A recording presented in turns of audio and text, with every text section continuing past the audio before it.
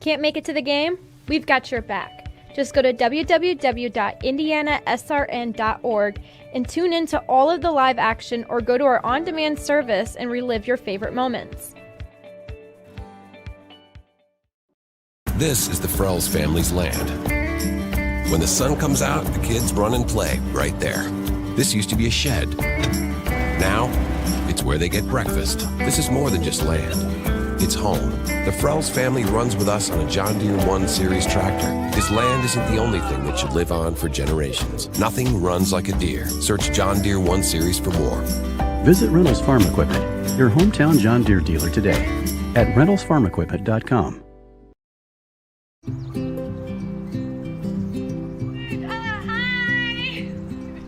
You're good at making big announcements.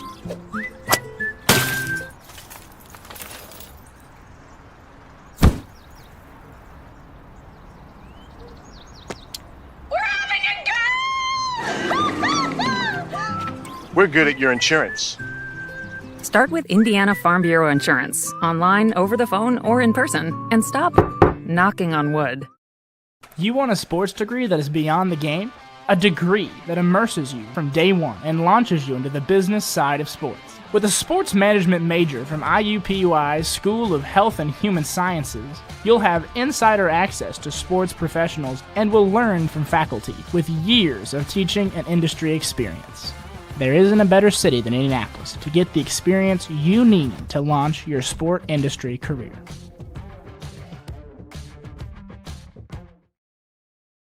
From warehousing to transportation and everything in between, Piper Logistics does it all. Centrally located, Piper Logistics has 2 warehouses in Indianapolis and a warehouse in Cincinnati, Ohio. Piper Logistics houses over 1 million square feet. Along with our transportation department, we can provide service to half the United States markets.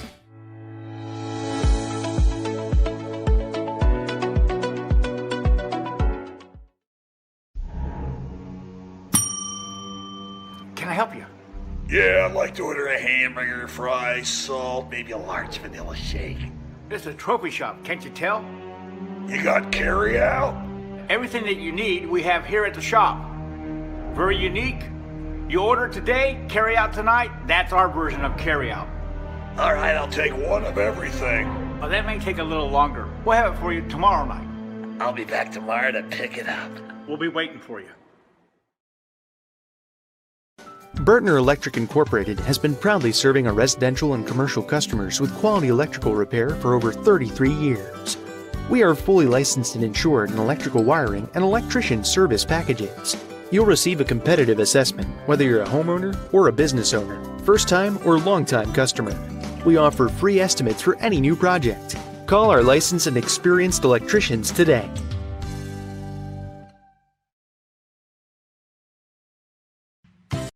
You want a career that creates experiences that are impossible to forget. By studying sports and events at IUPUI, you'll get hands-on experience in and out of the classroom. And with Indy as your classroom, there are high-profile events, sports franchises, hotels, museums, and large organizations across the city to engage, educate, and enlighten your student journey before you graduate. There isn't a better city than Indianapolis to get the experience you need to prepare you to handle any event, big or small. It all starts here. At Morales Group Staffing, we are all about building better futures. And during these times, we are working hard to put people to work. We are now hiring for hundreds of jobs with pay up to $17 an hour.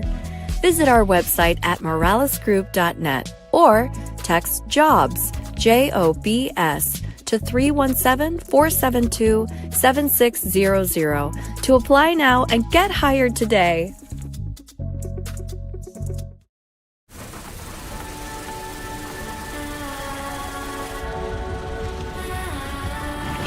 You're good at keeping the car clean.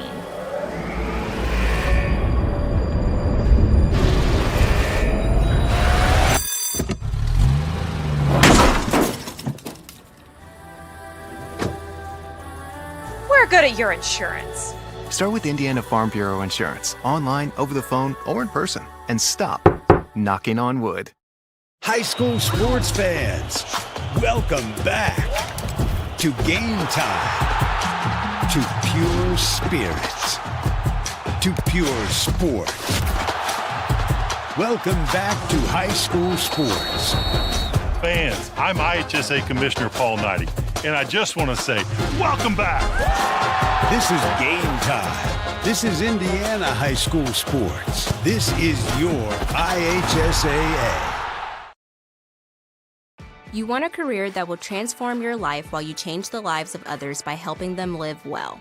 With a health or exercise sciences degree from IUPUI School of Health and Human Sciences, you will gain an in-depth understanding of the healthcare industry while preparing you for a variety of graduate and professional programs in health. And with Indy as your classroom, you will have clinical options within leading hospitals right in our backyard, as well as a degree from Indiana University, reputable leaders in the healthcare industry. It all starts here. Can't get to a computer? Then we've got you covered. Just go to the IndianaSRN app and stay up to date with all of your favorite teams. You can watch live coverage or relive the experience with our on-demand service.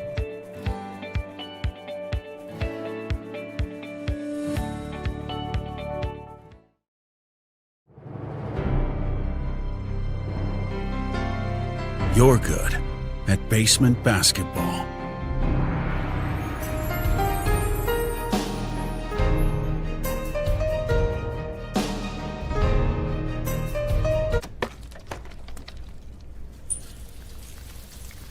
We're good at your insurance. Start with Indiana Farm Bureau Insurance, online, over the phone, or in person, and stop knocking on wood. Mortgage Group. I've been teaching here at Guerin Catholic for 13 years. I've been assistant coach also for 13 years. And I think it's important in today's world that we have young people growing up with the morals and values of faith-based education. Hello, I'm Dwayne Thompson with Integrity Mortgage Group, and I support Guerin Catholic High School because I'm good friends and business partners with assistant coach Tommy Mascari. And any chance I have to support a Christ-centered education for today's youth, I take advantage of that opportunity and support in any way I can with my time, effort, volunteering, funds, and commercials like these. Together we soar. Guerin Catholic Sports on IndianaSRN. Where you're always in the game.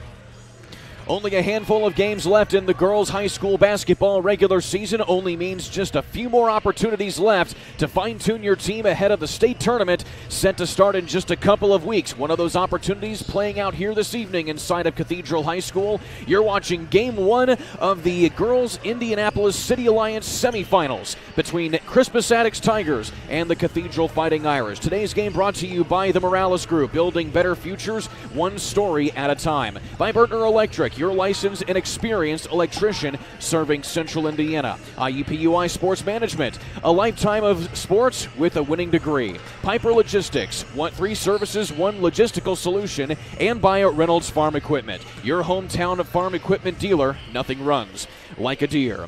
Good evening to all watching on the IndianaSRN family of networks. Alongside Sean Kroll, I'm Kurt Darling. A big opportunity for both these teams tonight to begin a stretch to close the regular season on a high note. Also to satisfy some long-standing thirsts in the city tournament, which Cathedral has not won since 2004. As for Crispus Attucks, they have never won this tournament since returning to the girls' basketball scene in 2008.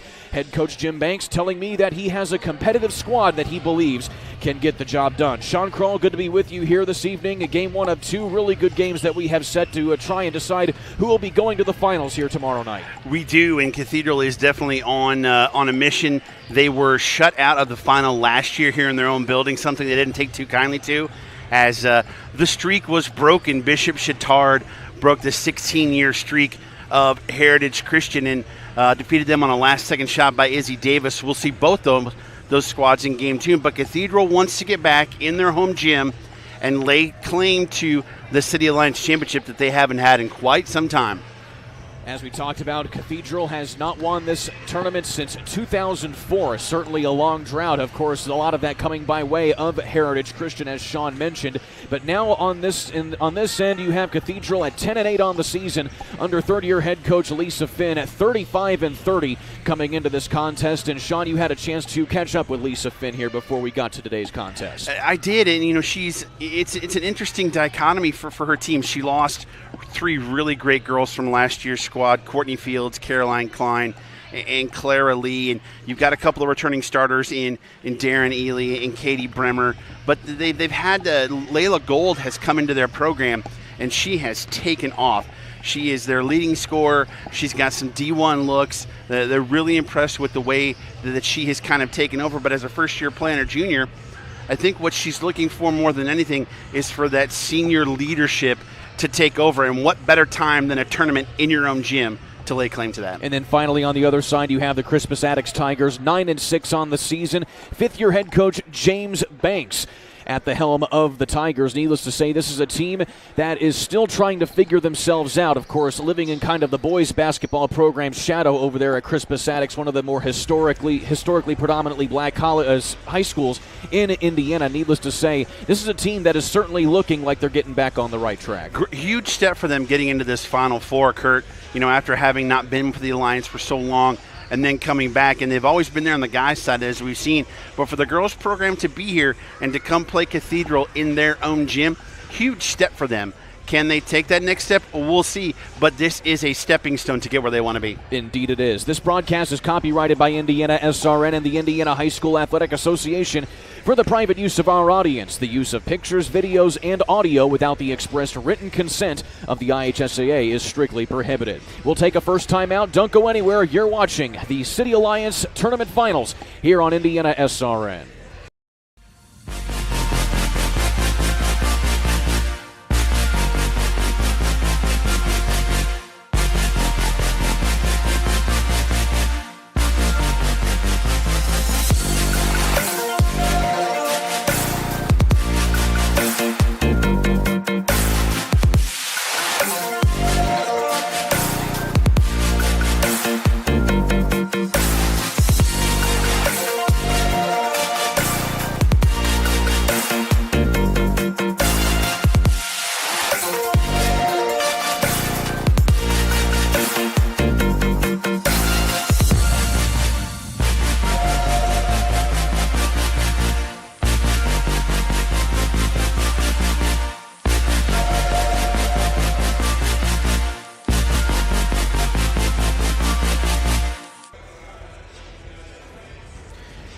Girls City Alliance Tournament semifinals here on IndianaSRN. Alongside Sean Kroll, I'm Kurt Darling. Thank you so much for joining us inside of Cathedral High School here on the east side of Indianapolis, just off of 56th Street and Arlington Avenue. Sean, now we're looking at a couple of key players here for tonight's contest. Also, obviously, a few lineup changes here for Crispus Attucks coming into this one, even though it hasn't really affected too many of the regular starters that you normally see. But needless to say, this is a talented squad here for the Tigers, starting with Cheyenne Vaughn, who is the only starting senior on this Crispus Attucks squad. She's averaging 6.5 points per contest. But one player that they really rely on is Shiera Wood, averaging 10 points a contest. Yeah, and a sophomore. It's a great sign for you, especially you talked about with the record they've got and the way they've played so far this year, to have only one senior lineup. But Coach Banks has to love that, especially when a freshman leads your team in assists, and Shiera Woods leads the team in assists. They're kind of the point people, so to speak. And then you've got, Lariah Wooden down low to try and get some buckets. This, like we said, this is a step for them. And you look, Cathedral's the only team in the Final Four they haven't played in November. They lost Chittard by 8, but they beat Heritage Christian by 1 at Heritage Christian. They know they can play with these teams. This is the time to show it. And, of course, speaking of playing with teams, Cathedral has certainly been able to do that all season long. They are on a 4-game winning streak coming into this contest, with wins over Winnemac, as well as a road win at Mooresville, and then knocking off a big team in Lawrence Central by a final score of 51-44. And then they come into this contest here, Sean, absolutely having clobbered Cecina. Final score in that one, 72-6. Well, that's one of the things I talked about with Coach Finn. Their strength of schedule is 20. And you look at the population of the school isn't very big, and lost by 2 in overtime at Brownsburg, lost by 3 at Warren Central, Ben Davis, Zionsville. Their schedule has been a meat grinder. So, they're starting to come around, and hopefully this is where they really kind of start to gel, because she's looking towards sectional, as all coaches are, because the draw's coming soon. And you speak of that sectional. Both of these teams play in the same sectional, mind you. They both play in the sectional number 10, going to be taking place at North Central this year. And that has been a sectional, as you said, meat grinder. Well, that's more of a cement mixer with a meat grinder with a little bit of maple syrup on top of it with it. Yeah, they need a little bit of sweetener for that one for sure. But this tournament setup with this City Alliance semifinals tonight, final tomorrow night, and it being so close with the schedule moved up a month with girls basketball, really gives these girls a taste of, okay, here we go. We're getting in that mindset and that mode of tournament time, and then they're ready to go. And it's interesting you talk about tournament time, getting these girls kind of geared up for that particular mindset. Keep in mind, this tournament used to be played earlier in the season, and now it's been moved back to late here over the last 5 or 6 years or so. How do you think that's kind of changed the whole aura of this particular tournament? I think it's brought back some of the panache to it, to be quite honest with you. I think the coaches like it because it is so close to the end of the season. You're starting to get that feel of, we've got this many games in 4 days to claim a title, which gives them the feel of a sectional. And you're playing tougher opponents the further along you go, which again does that same thing. Now, are the kids tired? Well, they've just come off of winter break. They're coming back. They haven't had the whole schoolwork thing going. So this is a chance for them to now say, okay, we're back in school. We're in this tournament mode. Okay, we kind of understand what we've got ahead of us.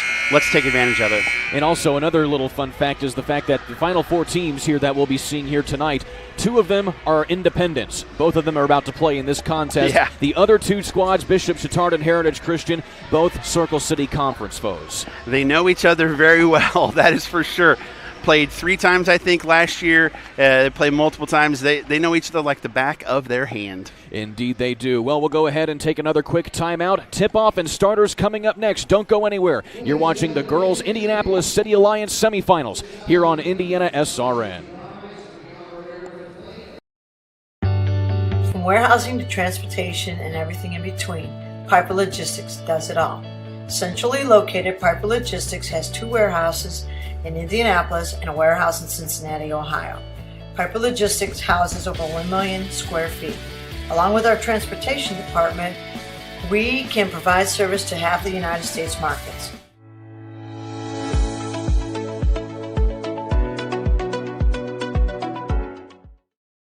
We encourage you to subscribe to our YouTube channel, IndianaSRN. Hit the bell to get notifications for upcoming games and more. Watch as many games as you want, as many times as you want. You want a career that creates experiences that are impossible to forget. By studying sports and events at IUPUI, you'll get hands-on experience in and out of the classroom. And with Indy as your classroom, there are high-profile events, sports franchises, hotels, museums, and large organizations across the city to engage, educate, and enlighten your student journey before you graduate. There isn't a better city than Indianapolis to get the experience you need to prepare you to handle any event, big or small. It all starts here. This is the Frells family's land. When the sun comes out, the kids run and play right there. This used to be a shed. Now, it's where they get breakfast. This is more than just land. It's home. The Frells family runs with us on a John Deere 1 Series tractor. This land isn't the only thing that should live on for generations. Nothing runs like a Deere. Search John Deere 1 Series for more. Visit Reynolds Farm Equipment, your hometown John Deere dealer today at reynoldsfarmequipment.com. At Morales Group Staffing, we are all about building better futures. And during these times, we are working hard to put people to work. We are now hiring for hundreds of jobs with pay up to $17 an hour. Visit our website at moralesgroup.net or text JOBS, JOBS, to 317-472-7600 to apply now and get hired today. We encourage you to follow us on Twitter at IndianaSRN. Find upcoming games, video highlights, and much more. Follow us now at IndianaSRN.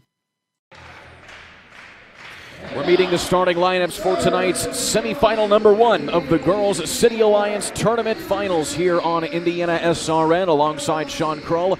I'm Kurt Darling. The starting lineups here for Crispus Attucks while we were at break. Cheyenne Vaughn along with Shiera Wood, Mariah Garrett-Kinter, and then rounding things off, Daisha Bullock and Lariah Wooden. And then, of course, Sean Krull, we have a good lineup here for Cathedral as well. Yes, we do. As you can see, Abigail Beasley is one of the starters, as is Taylor Lewis, the first one that they talked about. There is Layla Gold, number 21, as they, the white jerseys and the gold numbers go together so well. And then the two returners, Darren Ely and Katie Bremer, part of their captains as they are ready to roll. And we are ready to roll here on the near north side. Sean Krull, keys to the game for both of these teams to be successful here this evening. I think for Crispus Attucks, they have to hold Cathedral to one shot and get out and get up and down the floor. Cathedral's going to try and run their system and do what they do. They can't make mental mistakes. Turnovers will be a key to this game for Crispus Attucks. Getting set to go here, as you see at center court, you have Lariah Wooten going face-to-face with Taylor Lewis, sophomore versus sophomore, to tip things off here for semifinal number 1 in the City Alliance Tournament Championship. We're underway here at Cathedral High School, and it is the Fighting Irish who get the opening tip here to start things off. And right outside, the 3 ball is on the way and rattled home to start things off from Katie Bremer. She only shoots 40% from beyond the three-point line, so she does all right. Not terrible. Back on the other side, Attucks tries to get their offense rolling, and they cannot do that. Coming back in transition quickly the other way. Transition 3 off of the bank, and it is actually a long 2, and it is good from Layla Gold. The pressure from Cathedral is causing issues, and that lazy passes from Attucks is the mistakes we talked about. They really got to be sharp against this press. Cathedral backs out of that full court press, and now Attucks sets up their offense, and again they have a tough time doing that. And another back-to-back turnovers here for Attucks the other way, but the Cathedral Fighting Irish turn it over briefly, but then Gold gets it blocked out, and now she has to kick it back up top. Going along the lane, going inside is Bremer. She can't get it. Getting the rebound, though, is Taylor Lewis. She can't get that to fall. Back the other way, and it is finally controlled by Attucks. Can't give them that many opportunities, even though they came up short. Long 3 put up on the corner there from Shiera Wood, and that is way off the mark. And the Irish come back the other way. It was too quick, too. They only had one person under the blocks for a rebound. Back up top to Gold, top of the key three, just off the front of the iron. Good feed inside to Lewis. And a quick timeout called here by Crispus Attucks. Certainly not the start that Coach James Brown wanted, and it is a 30-second timeout. Serenity Care Services is Indiana's licensed service agency. We are the friendly, experienced team of caregivers that you have been seeking. Call Angela today at 317-900-6202. Serenity Care Services, serving Indianapolis and the 5 surrounding area counties. Well, Sean Kroll, a quick 7-0 run to start things off here for the Fighting Irish. Great look there in that last possession from Ely down to Lewis. She got loose underneath. They couldn't find her. They're trying to put defensive pressure on the shooters. Attucks is for Cathedral, but the spacing Cathedral has, girls are getting open, and if they can get those buckets all night, they're going to have to stretch the defense out, and they're going to pack it in, and their shooters can shoot, but this full court press from Cathedral causing issues for Attucks early. Already suffocating for the Tigers as it forces almost another turnover. Instead, they're going to get a blocking foul coming up on the Irish. Looks like it's going to be Taylor Lewis, and indeed that is the case, and she picks up her first.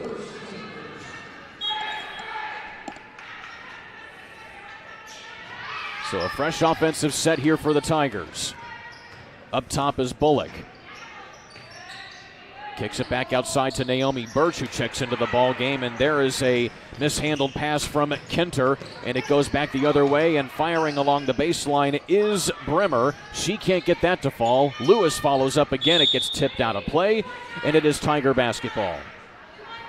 Yeah, they're really struggling on the defensive boards is Attucks. They really need to figure out to get a body on a body and get position to limit them to one shot.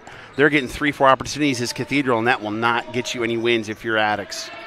So far, the Tigers have more turnovers than they do points. They have now 3 turnovers already in their first 4 possessions. They just need a bucket to settle them down. And trying to get that there is Bullock. And that certainly doesn't help the case as they get it tipped out of bounds, and it will go back to the Fighting Irish. The longer they go without a bucket, I think the more pressure they put on themselves to do more to try and get that bucket, and that tends to lead to mistakes as well. Beasley brings it up court, and it's up top to Gold. A clear size advantage here for Cathedral, as you can see just by looking at them straight up. Lewis on the backdoor cut inside to Bremer. Another great look there on a cut to the basket by Bremer for an easy bucket. And she now has an early 5 points. A steal by Taylor Lewis. She goes back the other way, misses the lay-in, but Gold is there to bail her out. And it gets right through a bunch of players into the hands of Eli. And she goes to the rim and gets the foul. Let's take a look here at this next backdoor cut here, Sean.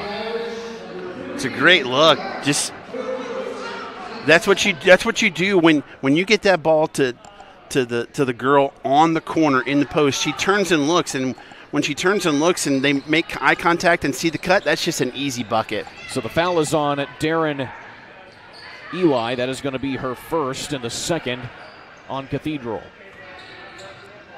Loading up the 3 back on the other side is Bullock, and that won't go.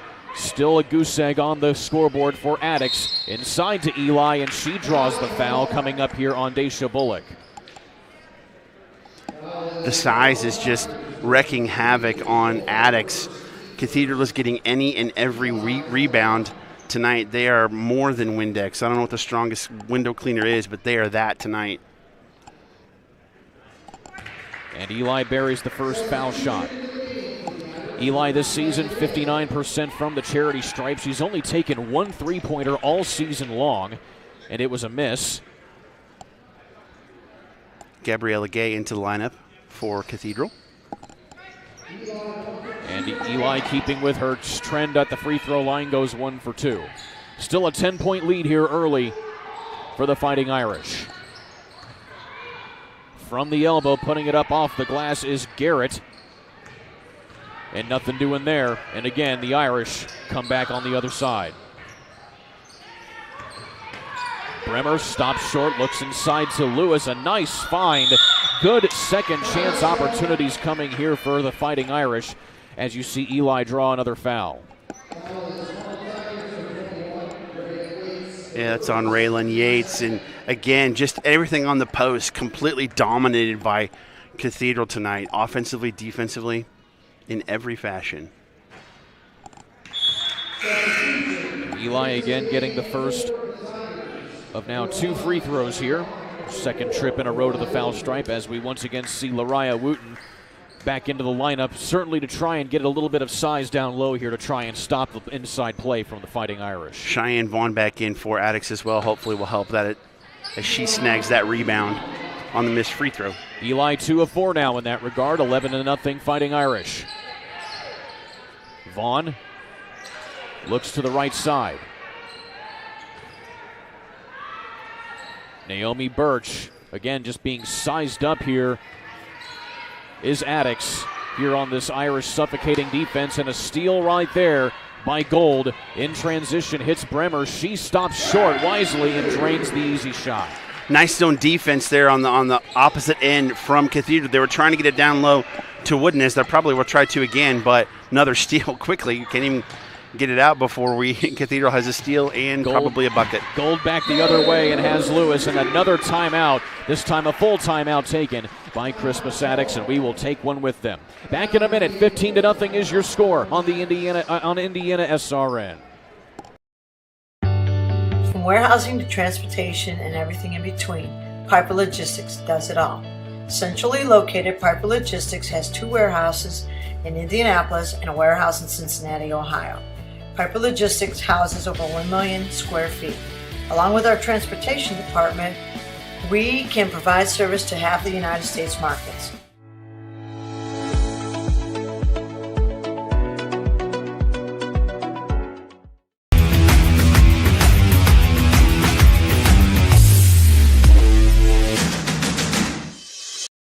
We encourage you to subscribe to our YouTube channel, IndianaSRN.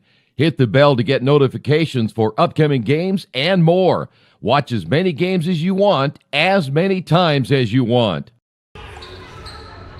Alongside Sean Kroll, I'm Kurt Darling here at the City Alliance Girls Semifinals here on IndianaSRN. And Sean Kroll, we're 5 minutes into this contest, and Christmas Addicts has yet to record a basket.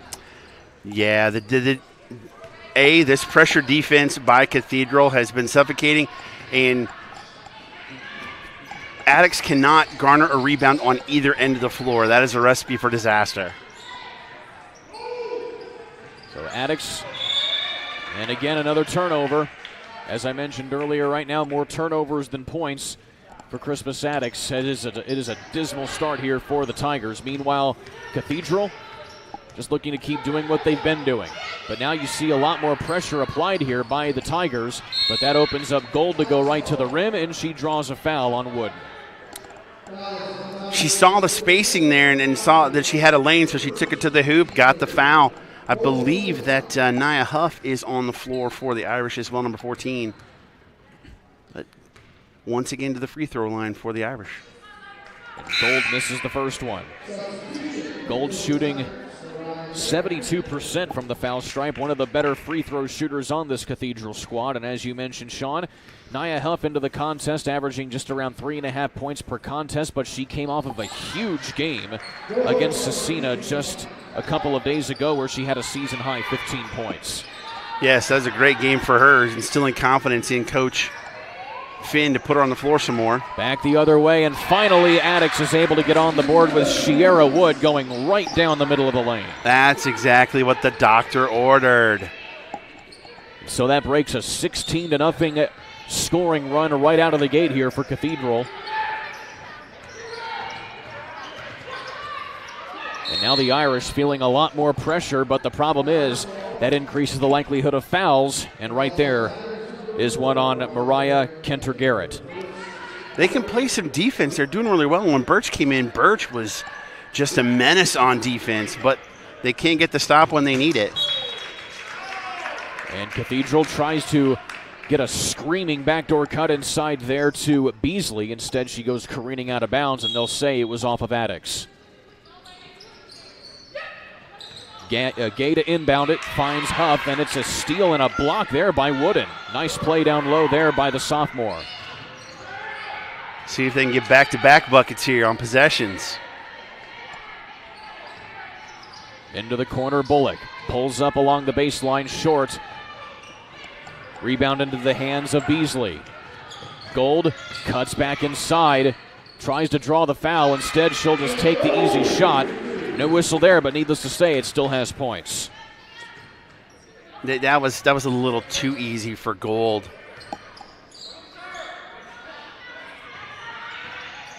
Back across the timeline, here come the Tigers. 1.5 minutes left to play here in quarter number 1. It has been all Cathedral here in the early going. Cut inside, spin move, and nice shot by Cheyenne Vaughn. Nice post position by Vaughn. Got the defender on her hip. Great entry pass, and just to turn and look and score. Nice cut inside by Gold. There's Huff for the rebound, but she's fouled by Wooden as we take a look here at this last bucket by Addix. There you go. Great position. Knows where she wants to turn. Gets the ball in a good spot. Scores. Nia Huff back at the charity stripe here. She is now 0 for 1.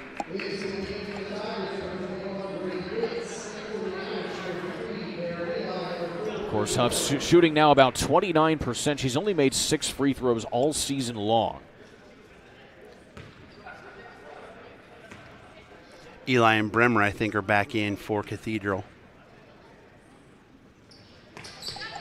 Huff buries the second one. So each player who has been to the foul stripe so far now here for Cathedral has made one and missed one every time they've been to the foul stripe.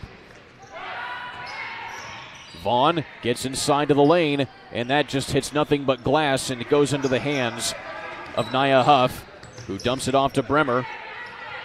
And Bremer gets it back now. Little give and go action. Inside, underneath to Huff, who puts it off of the glass. Outside of that first three, every basket seems like has just been within 4 or 5 feet for Cathedral because Addix can't defend him on the post. Foul in transition by Eli. That's her second. And the team's third. And so now we'll see Eli check back out of the ball game, and coming in will be Catherine Klein, another sophomore here for the Fighting Irish. Her season high 10 points against Chittard earlier this season. Yeah, Sister Caroline Klein graduated last year. Shot doesn't fall there from Vaughn. Now the Irish have about 20 seconds to work with here for the first quarter.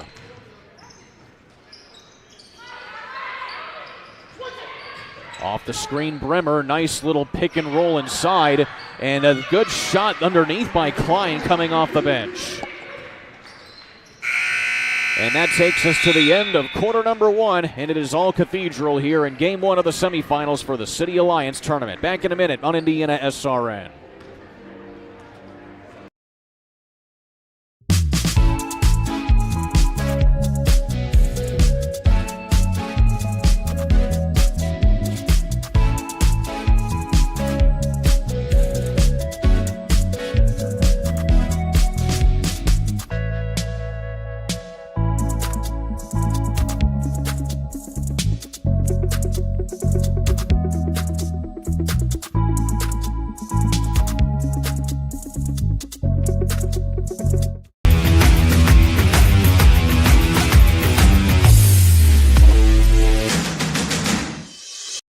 We encourage you to subscribe to our YouTube channel, IndianaSRN.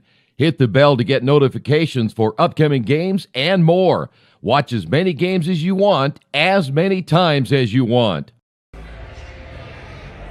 23-4 is the score after quarter number 1 here at the Girls City Alliance Tournament semifinals on IndianaSRN. Alongside Sean Crow, I'm Kurt Darling. Will Sean, 6 players have scored here for Cathedral. Meanwhile, just 2 for Crispus Attucks to amount to 4 points. You know, you take a coach like Lisa Finn, former Miss Basketball here in the state of Indiana. She knows how to game plan for squads. She wasn't looking ahead of anything. She understood the size advantage they have on Crispus Attucks, and she's run her offense and defense to perfection to use those to her advantage. And you mentioned head coach Lisa Finn of Cathedral, again in her 3rd season as the head coach of the Fighting Irish. Miss Basketball back in 1996 from Huntington North. when she ended up going on to play basketball at Valparaiso.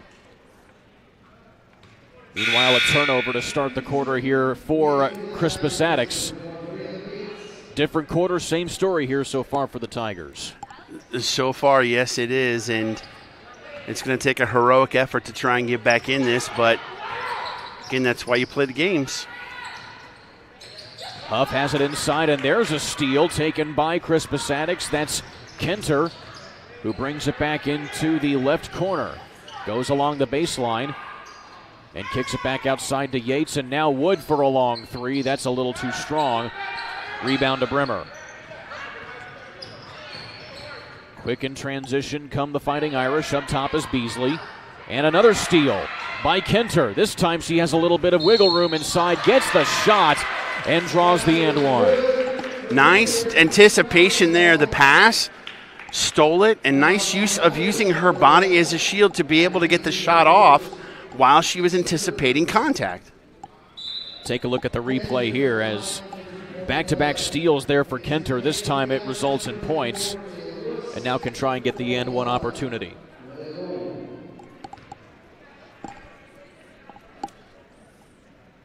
So the foul going to be against Abby Beasley, her first, and the team's fourth. And there's a big free throw from Kenter as she gets the old-fashioned three-point play, making it a 24-7 contest now. And this is where the quickness of Attucks is really helping them defensively. Going back out of bounds. And it stays here with Cathedral.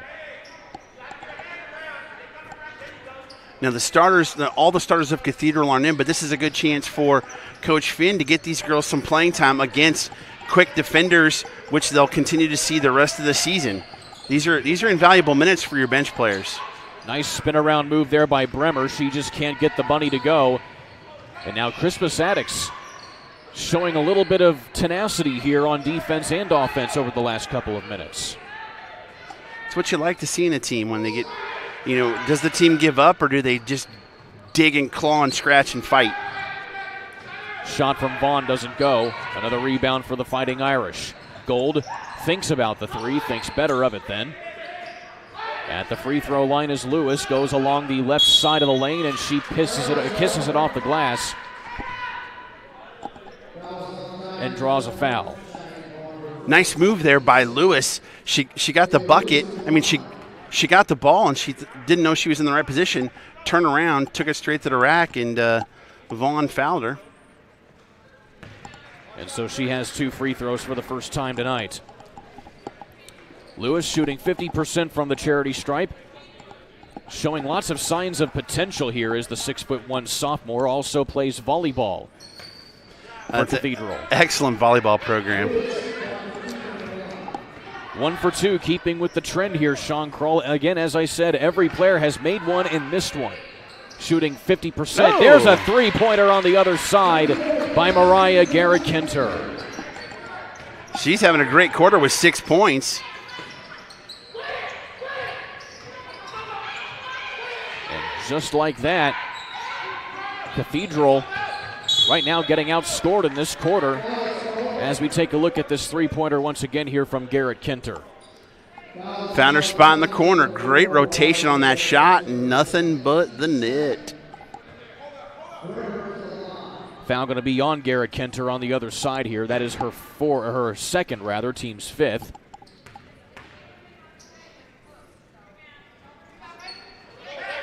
Missing on the free throw there.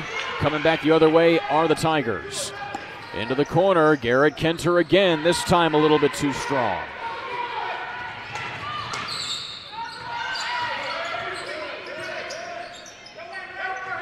Gold is up top, has Bremer inside, pulls up, just a little short, tipped out of bounds. And it is Cathedral basketball. I think this is something that needs to be pointed out. The opponents that Attucks plays and where they play them, the styles that they play against are officiated different than it is against a team like Cathedral or Chittard or Heritage Christian. You've got to adjust. So they're used to being up in your face and getting their hand on the basketball like that and it not being a foul, but right there it is. There's Layla Gold getting up in the face of the defender and drawing yet another foul here on Addix. Going to be Bullock picking up her second. Meanwhile, Gold gets her 7th points of the contest as we take a look here again at this take. And Gold misses the free throw, but an offensive rebound by Cathedral, and they get a fresh offensive set. Inside 3 ball on the way, nothing doing there for Cathedral. And the loose ball fought for, and it is going to be a jump ball, and the possession arrow favoring the Irish. Addix has done a better job this quarter rebounding on the defensive end. Right there, though, they left Klein way too open on the block to get that rebound.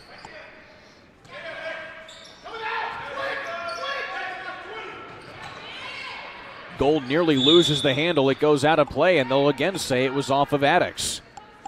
Cathedral certainly getting a lot of second chance opportunities here off of things going out of play and dead balls. Well, I think that's one thing Coach Finn's going to talk about at halftime. Like, listen, these girls are going to play defense hard no matter what. You've got to protect the rock. And there is Klein protecting the rock and the basket right there as she gets a nice little drive down the lane.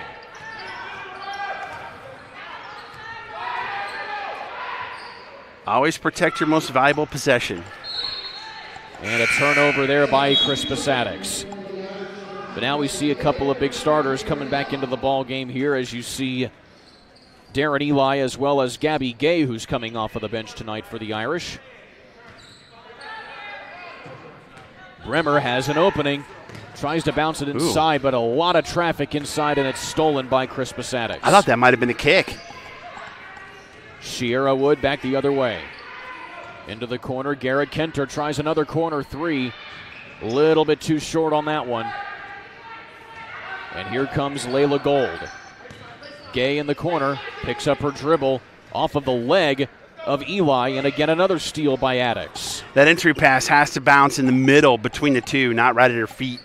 Deja Bullock tries a 3 from the other side that Garrett Kenter has been taking. That doesn't go. Long ball fought for. Nice pass down inside and an easy lay-in for Eli. You got to get back on defense. Coaches preach that. That's why you run all them wind sprints in the preseason. You hate them then, you love them now because you're ready. Darren Eli with her first field goal of the night right there. She now has 4 points. As we hit the 3:30 mark, and Gold gets another steal, hits Bremer in stride, and another lay-in for Cathedral. What a great job by Bremer anticipating the rebound and leaking out on the fast break for that easy pass and layup. 30-second timeout taken here by Crispus Addix. We'll keep it right here on IndianaSRN as the IHSAA Foundation is a proud supporter of tonight's broadcast. Subscribe to our newsletter, The Advocate, at IHSAAfoundation.org. Thanks to the IHSAA Foundation for doing their part to help out student athletes. Also, tonight's broadcast is brought to you by Family Source Insurance, where we have you covered. Auto, home, life, or business. Call Pat Cherry and get a quote today at 317-884-8046. Look to Family Source Insurance for all of your needs. 317-884-8046. Well, now, Sean Kroll, if you are head coach James Banks, what are you telling your team if you're Crispus Addix here, just still down 32-10? You've shown a little bit more of a rhythm here in this quarter, but right now Cathedral is just still doing what they do best. Well, I think if you're Coach Banks, you basically have to say, let's do what we do. Yes, let's not worry about the scoreboard. Let's try and do what we do, but do it better. And take baby steps to improve on what we have done so far this year. Sierra Wood out of the timeout now for Addix.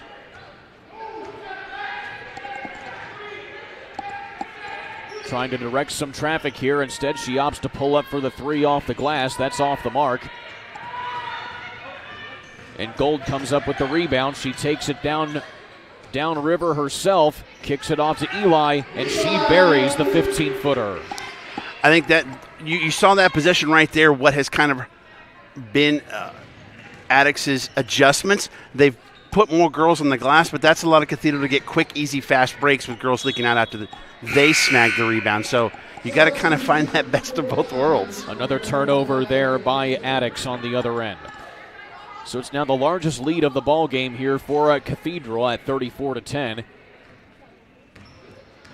And don't forget, Addicks has to play Cecina on January 19th. This isn't the end of the season, so you're trying to work on things you can work on right now, like the defense. They're still guaranteed 5 games left here in the regular season, does Crispus Addicks. 3 of those going to be at home. Nice spin around Jay there by Bullock. It's just a little too strong. Birch through the wickets with the pass. Eli underneath along the baseline, gets her own rebound, puts it up again. Nothing doing there. Loose ball kicked out of bounds, and it will stay with Cathedral. I love the pass there by Birch. Certainly a good play, just Bullock couldn't quite finish on the other end. And now checking into the ball game for the first time here tonight is Kita here for Crispus Addicks. Kadesha Kia from France as Gold knocks down the top of the key shot there just inside of the three-point arc. What a smart play by Gold. Saw Birch coming at her, shot fake. She went flying by her. One dribble, stop and pop.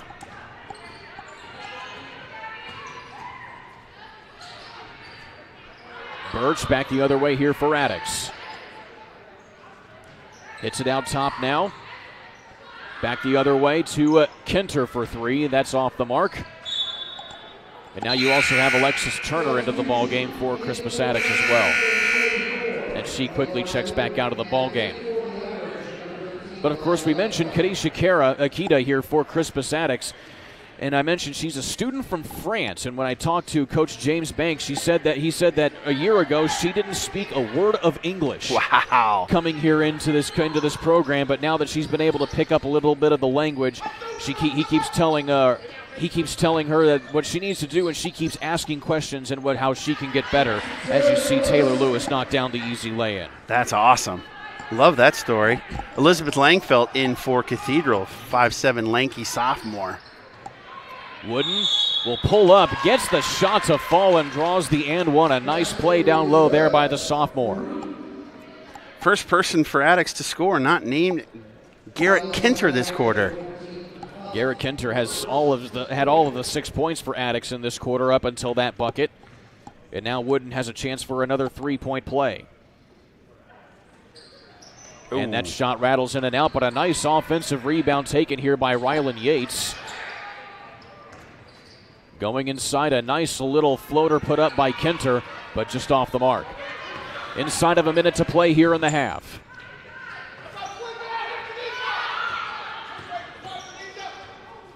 Bounce pass inside to Huff, and she lays it in on the spinner. Balanced scoring for Cathedral. And this is a chance, too, for Coach Finn to rest some starters, knowing you got another game tomorrow night. 6 of the 8 players for Cathedral that have played so far tonight have scored, just like Naomi Birch gets her first bucket of the night. 15 seconds left here to play in the half. And it has been all Cathedral in this one, though. Got to say, what I want now is I want to see Kita score. And check out the play right there of Eliza Langfeld off of the bench, going toe-to-toe with all of the big players inside, and she draws the foul. I love the no fear. I'm gonna take this in the lane, and I don't care if you're there, Wooden. I'm gonna go to the rack, and I'm gonna try and score. But that's now foul number 3 on Lariah Wooden. Certainly not a good statistic there for Crispus Addicks if you're head coach James Banks. No, the rebounding has improved since she came back in the game, Kurt. That's been a big plus for them. Only a few seconds left. Long 3-ball put up from the top of the key by Beasley. It does not go. And we go to halftime with a 40-14 lead here for Cathedral here in this one. Sean Kroll, your initial thoughts here on this one? Well, you know, it's been something we've talked about all games so far. This using your size advantage to get mismatches and cuts to the basket and getting easy buckets down low for Cathedral has been the key for them so far. Addicts has not been able to get shots off on the outside. So without any inside presence, because Woodin's had foul trouble, they can just stretch the defense and stop their shooters, and that's really been the ballgame so far. Indeed we do. So 40-14 is your halftime score. Sean Kroll, you will be talking with Heritage Christian head coach Cassie Weisman here on the other end of this quick timeout. I will step aside for the time being. You're watching the City Alliance Girls Semifinals here on IndianaSRN. Bertner Electric Incorporated has been proudly serving our residential and commercial customers with quality electrical repair for over 33 years. We are fully licensed and insured in electrical wiring and electrician service packages. You'll receive a competitive assessment, whether you're a homeowner or a business owner, first-time or long-time customer. We offer free estimates for any new project. Call our licensed and experienced electricians today.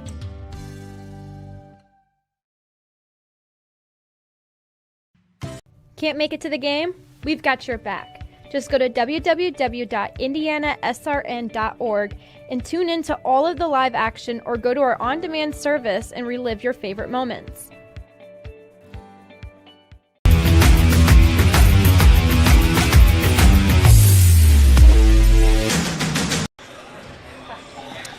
It is the Family Source Insurance halftime show here from Cathedral High School. The halftime score of semifinal number 1, Cathedral 40, Crispus Attucks 14 in game number 2. It is a rematch of last year's championship game where Heritage Christian takes on Bishop Chittard Trojans. And joining me now is the head coach of the Heritage Christian Eagles, Cassie Weisman. Thank you so much for joining us. Yeah, thanks for having me. So it's been an interesting year for you. You lost so many starters from last year. Tierney Brown, Ari Wiggins, Courtney Lee, Williams. What was that transition like in losing those 4 leaders in coming into this year and seeing who was going to do what? Sure. Losing 4 seniors any year is a transition, a little bit rebuilding time. But I've just been trying to preach to our girls what our program's all about. And we kind of have the motto of glorify God, play hard, have fun. And city tournament is always like a big goal, so we're excited to be here now. But yeah, losing those 4 was big, with a lot of young new faces, but we're getting there. We're learning what it takes. So last year was your first year. Yes. You come into the city tournament knowing Heritage had won 16 straight in a row. Did you put any more pressure on yourself because of that, or did it just that's just the way it was? Maybe naturally. So I actually played for Heritage too growing up, and the first one we ever won was my junior year.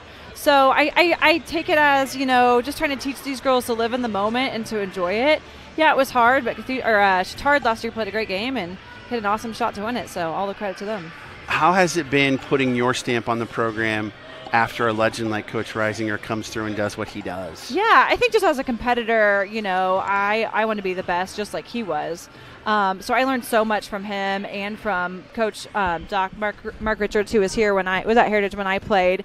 So just being able to learn under him and just gain more knowledge about what it takes. I try to use it as motivation more than anything. Keep the pressure away, just play basketball. So you had 3 girls come in, sisters, the Marshalls come in from New Palestine this year. How has that helped shape your team for this year as they come into the program? Because their strength in the smaller schools, the private schools, numbers are important. Sure. So when you get 3 from one family like that, that's got to be a huge help. Yeah, they're competitors. All 3 of them love basketball. They play year round. So the depth coming in has really helped us. We have a young team, so I'm really excited about where we're going, just building the culture of our program and teaching these girls. We really talk all the time about glorify God, play hard, have fun, and like what those 3 things mean. So that's kind of our motto for the year and getting everybody on the same page. It's been fun. How has this year been different in terms of just the school year in general, health and safety protocols, having more fans back in the stands? Does it feel more normal this year? It does feel more normal. Last year, I just remember some of those games were just so quiet all the time, but having people back and being able to play basketball night in, night out, knock on wood, and all praise to the Lord, really. We haven't missed a game this year. We missed 2 or 3 last year, so it is fun to play basketball no matter what the conditions. So we were able to call your game the other night. Yeah.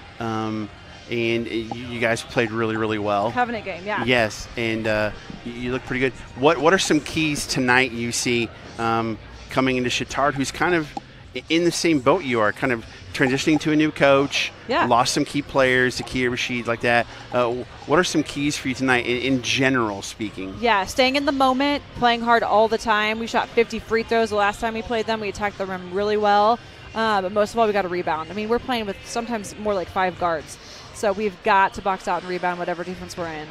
As you see that in the first game, the rebounding's been a huge key for Cathedral. And getting 3rd and 4th attempts, that does make a huge difference there. Game changer. Yeah, for sure. It was fun talking with you and Coach Finn before we went on the first game. I love the camaraderie that the coaches have. How does that change once the ball goes up in the center tip? We're all competitors. Everybody wants to win no matter what. But it is nice to have local schools. I know Coach Finn was so nice last year with just helping promote Ari and her run for Miss Basketball and things like that. So, it's great to have those relationships off the court. But once the ball is tipped, it's go time. Have you heard from Ari this year? Yeah, she's loving it at Michigan, doing well, just learning, I think, what college basketball entails, but she's happy there. Okay, final question, and then this is just a personal one for me. Can we do something about the black uniforms with blue numbers as Oh, my broadcaster? word, you're telling me, because I have to rewatch Huddle games all the time. Mm-hmm. It's really hard to read. You know what? Next year, hopefully, I'll help you solve that problem. That would be Some that new would jerseys. be that would be wonderful. Just for you, Sean. I appreciate that. Well, for all broadcasters. Sure. I'm just championing their cause. I love it. Well, thank you so much for joining us. We appreciate it. Good luck in Game 2, and we hope to see you tomorrow night. Thank you. Sounds good. We'll take a break on the Family Source Insurance halftime show. We'll be back with half number 2 right after this. You want a career that will transform your life while you change the lives of others by helping them live well. With a health or exercise sciences degree from IUPUI School of Health and Human Sciences, you will gain an in-depth understanding of the healthcare industry while preparing you for a variety of graduate and professional programs in health. And with Indy as your classroom, you will have clinical options within leading hospitals right in our backyard, as well as a degree from Indiana University, reputable leaders in the healthcare industry. It all starts here. Can't get to a computer? Then we've got you covered. Just go to the IndianaSRN app and stay up to date with all of your favorite teams. You can watch live coverage or relive the experience with our on-demand service.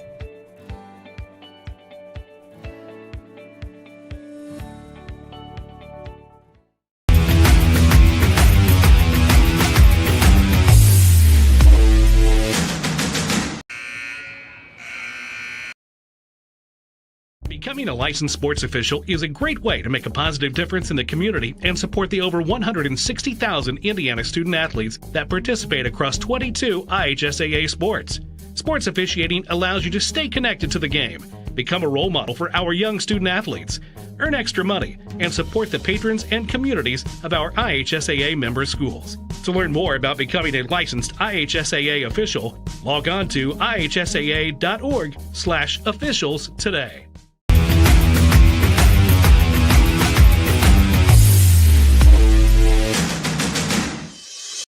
We encourage you to follow us on Twitter at IndianaSRN.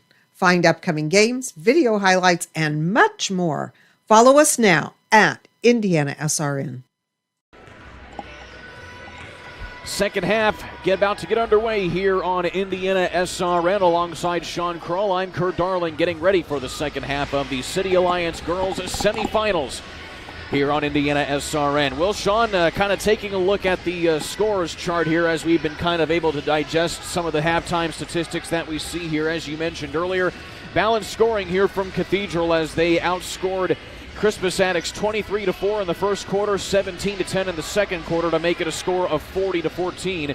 But Crispus Attucks, they got a little bit of the offensive rhythm going there in that second half, but it wasn't really quite enough to match the intensity that Cathedral's bringing here in this contest. Well, I think if you're Coach Banks, that's what you build on. Be like, look at the second quarter, 17-10. That's where we want to be. Let's do that the next 2 quarters and see if we can play with them and keep it close. And then we take that momentum and we go into the Cecina game. I mean, that first quarters like that happen, and if you can't bite off more than you can chew in a comeback like that, and baby steps. So we'll see what they do coming out here.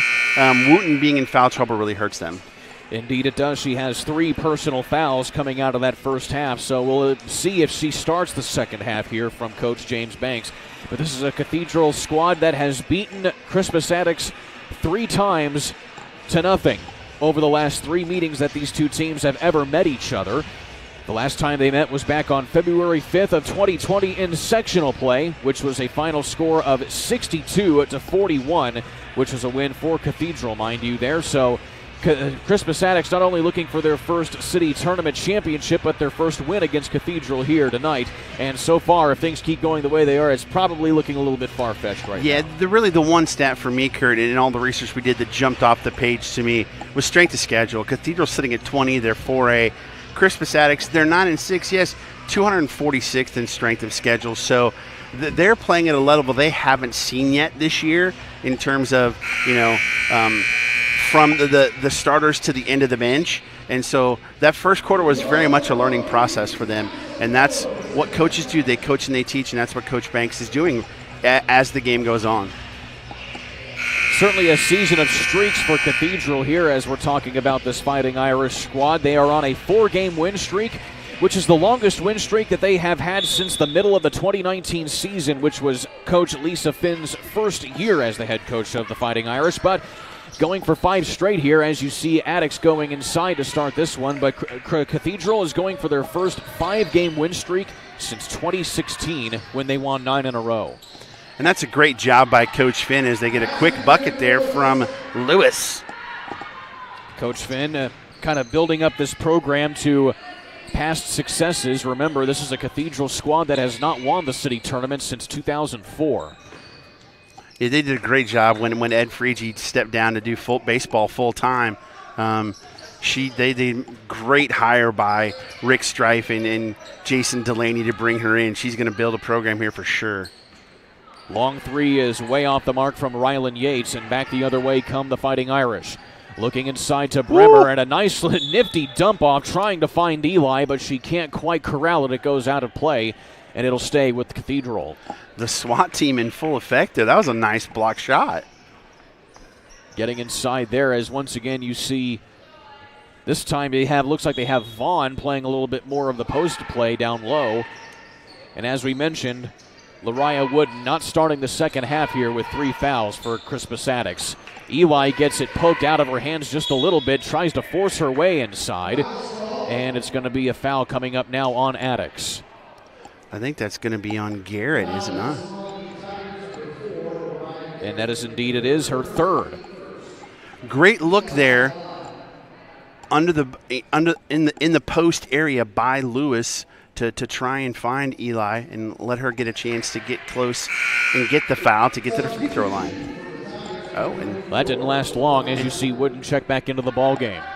Yeah, they need her presence on the blocks desperately. You mentioned it earlier, Sean Krall, about how rebounding certainly improved with her in the ball game. As you see Eli, the first player for Cathedral today to make both free throws in the same trip. Back the other way comes Cathedral off of the steal. And Attucks trying to steal it right back. Loose ball picked up by Beasley. Into the corner, Gold for 3 off the front of the iron. Offensive rebound by Eli. Loose ball dribbled along the sideline, and it'll go back to Attucks. Those are the quick hands that Attucks has, and that's the way they like to play. They're going after every basketball, whether it's in your hands or not. That got them a turnover right there. That's the way they need to keep playing. Or as Coach Banks would say, be allowed to let them play that way. Shiera Wood looking inside now to Vaughn. She can't hit on the baseline jumper, but there is Wooden getting the offensive rebound. Great job sticking with the possession and making sure the shot went in before she took off down the other end, and it got her a bucket. As we talked about, tenacity here shown by Attucks going the other way. A long pass, a little bit too strong for Vaughn. She gets it, but has to reset the offense. Up top, 3 on the way from Yates is short and out of play. Their defensive intensity is much higher this half. They have to translate that to the offensive end to get buckets. So in time, they had a great fast break opportunity there. Pass just a touch long. What is it that Coach Bob Knight used to say? You win basketball games by playing defense, but unfortunately it's the offensive end that scores the buckets. Yeah, that is true. Bremer trying to get the reverse layup, instead draws another foul. And it is not against Wooden for the sigh of relief there from Coach Banks. Instead, they're going to get Rylan Yates. Looks like her second foul. I thought they were going to get Vaughn there, which would have been her second, but they didn't. And as you'll see, as we'll see in the second game, as Bremer makes the first, Heritage does a great job of taking defense and turning it into offense with the fast breaks. You've seen it a couple times in this game, but as soon as that shot goes up, they're crashing and somebody's leaking out for that long pass to get down and score. Well, Cathedral's picking up the free throw shooting here after going 50% as a team in the first half. They have gone 4 for 4 to start off the second half. I think they watched our broadcast at halftime, and they're mad at you, man. Hey, sometimes the broadcaster jinx is beneficial. There you go. Long three ball again from Bullock. That doesn't go. Loose ball. Nice heads-up play there by Birch to knock it off of the Cathedral player and Gay, and it stays on this end of the floor. I love her tenacity.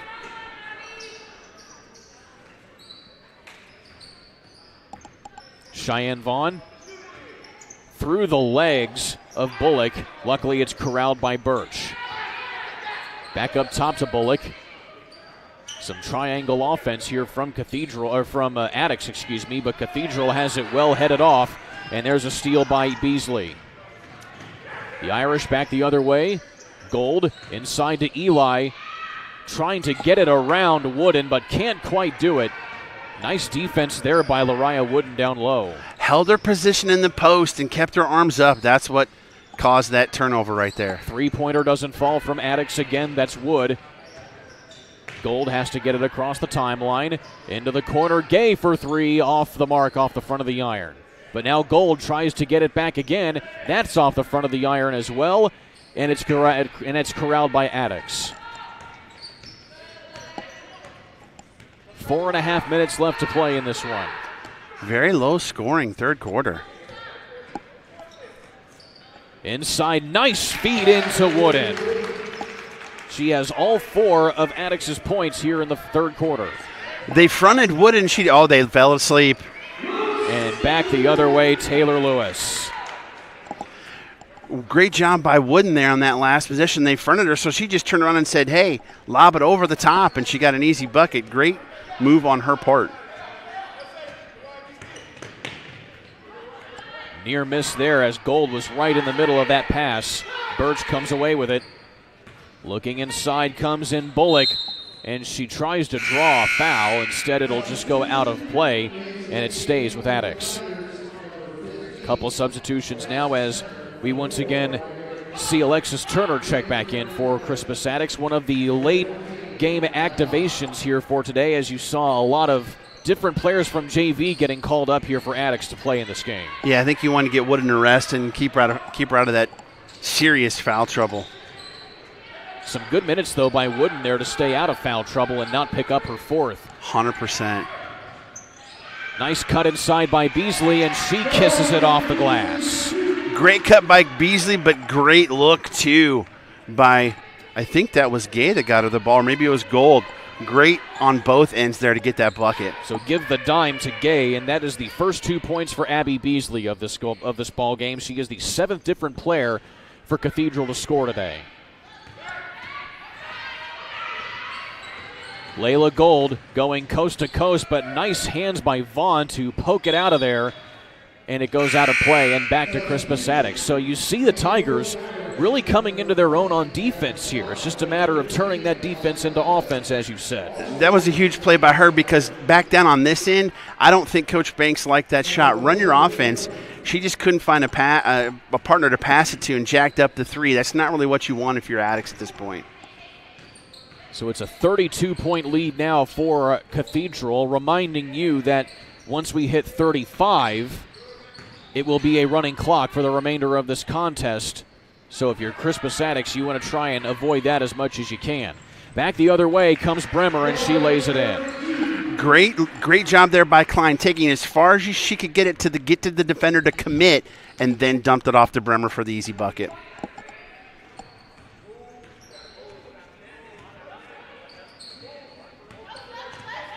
Naomi Birch going one-on-one here with Klein, and she loses the handle on it.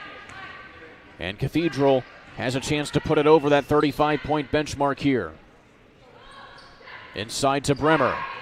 Spinning around, puts it up, and there it goes. And so with that, Sean Kroll, we are now in a running clock for the remainder of this contest. Now reminding you, the clock does stop during free throws, but it is only when it runs during dead balls such as out of bounds and taken plays is when the clock will keep running, or should keep running. It is possible. I don't know. We know if the City Alliance has a different set of rules. I'm actually not familiar with that, so I apologize if I may be mistaken. No, on that. I mean, I don't think either of us know. It's possible. Maybe that's why it's not happening. Okay. Oh, yeah, down there, I think the referee was signaling like, hey, let's get the clock going. Clock is still stopped at 1:46, though. Either way, it is a large lead now, over 35 points here for Cathedral. And it goes out of play. So they're still stopping the clock here. They're stopping at the scorer's table to let them know. There it is. And so there we go.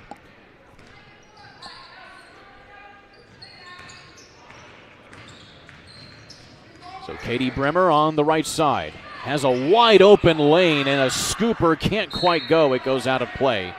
And there you see the clock is continuing to roll here while the ball is in the dead ball position. I think one of the things that's important about this rule, it's in the spirit of sportsmanship. We really don't want kids to feel bad about the games that they play. They're playing this for the love of the game. So I kind of think it's a really good rule. I do. Certainly speeds things along when games kind of reach an insurmountable point. Truth. The rule was first tested out, as you see Bullock get her first bucket of the contest, but the rule was first tested out back from 2014 onward in football, and it was very well received. And now we have it here in basketball as well. Bullock with back-to-back buckets for Adams. First scores of the night, she averages 8 per contest, so she's got to get things going again, and a good start here late in the third. Daisha Bullock, a transfer from Pike High School. As you see a timeout here called by Cathedral. Their first timeout called of the ballgame. We'll take one with them. Back in a minute here on IndianaSRN. I'm Keith Myers, Vice President of IndianaSRN. Thanks for joining us. Do you know IndianaSRN broadcasts 350 games a year? All sorts of sports? Yeah, we do. Hard to believe, isn't it? IndianaSRN loves to put student athletes first on our website. If you're a business out there, we probably could help you too. Contact us at coach@indianasrn.org. Grandma from out of state thanks you. Mom and Dad who can't get to the game thanks you as well. In fact, our athletes watch the games over and over again. Our military has enjoyed the games as well. So sit back and enjoy the game. It's IndianaSRN.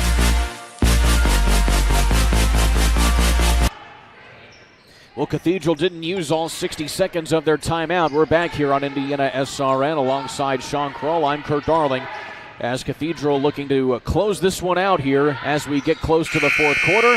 And that shot doesn't go from Klein. And now we go to quarter number 4 after another quick timeout. You're watching IndianaSRN.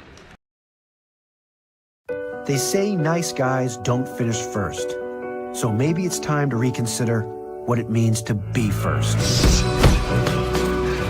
It's about being your best, but knowing you could be even better. It's being present, but respectful of history. Sure you want to make that move? It's donating something more valuable than money.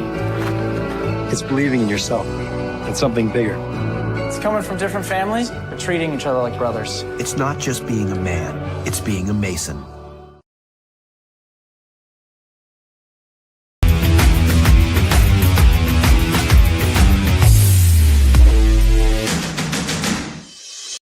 We encourage you to subscribe to our YouTube channel, IndianaSRN. Hit the bell to get notifications for upcoming games and more. Watch as many games as you want, as many times as you want. Cathedral outscores Crispus Attucks 14-8 in that third quarter to make the score 54-22 as the Fighting Irish are looking pretty poised to cruise here to the City Alliance Tournament Final here on IndianaSRN. Alongside Sean Kroll, I'm Kurt Darling. Will, Sean, now if you're Cathedral, you make a little bit of a line change here to get a little bit more of your bench players some experience, especially in some tournament play here in the middle of the season. Yeah, knowing you've got a game tomorrow night against another quality opponent, you want to get those starters as much rest as possible. Of course, you don't know who that quality opponent is going to be. You will have that outcome here in the following game coming up here on IndianaSRN as Heritage Christian and Bishop Chittard will be taking each other on in semifinal number 2. Ironically enough, a rematch of the final from last year. It was a fantastic basketball game, and you can watch the final tomorrow night right here on IndianaSRN, pregame at 7:15. Steal by Cathedral here to start things off. Once again, we are in a running clock situation. The clock will keep running during dead balls, but it will stop for free throws. Beasley looking inside to Lewis. Hook shot along the baseline doesn't fall. I like Lewis's game. She's been really strong tonight. Again, just a sophomore, and she is a dominant volleyball player here for an excellent program at Cathedral. And you can certainly see that the sky is certainly the limit here for Taylor Lewis as she has another 2 years playing the post here for this team. Yeah, and you can tell, especially with her footwork, you know, that she gets from volleyball, how that translates over to basketball and really benefits her, especially in low posts.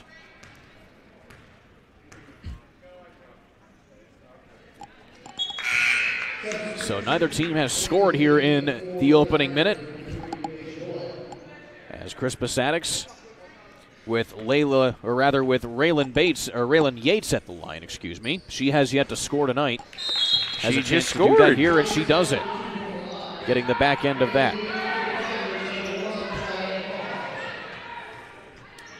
The Tigers have not gone to the free throw line much tonight. They have only had 3 trips now, and 2 of those have been on old-fashioned three-point opportunities on which they are 1 of 2.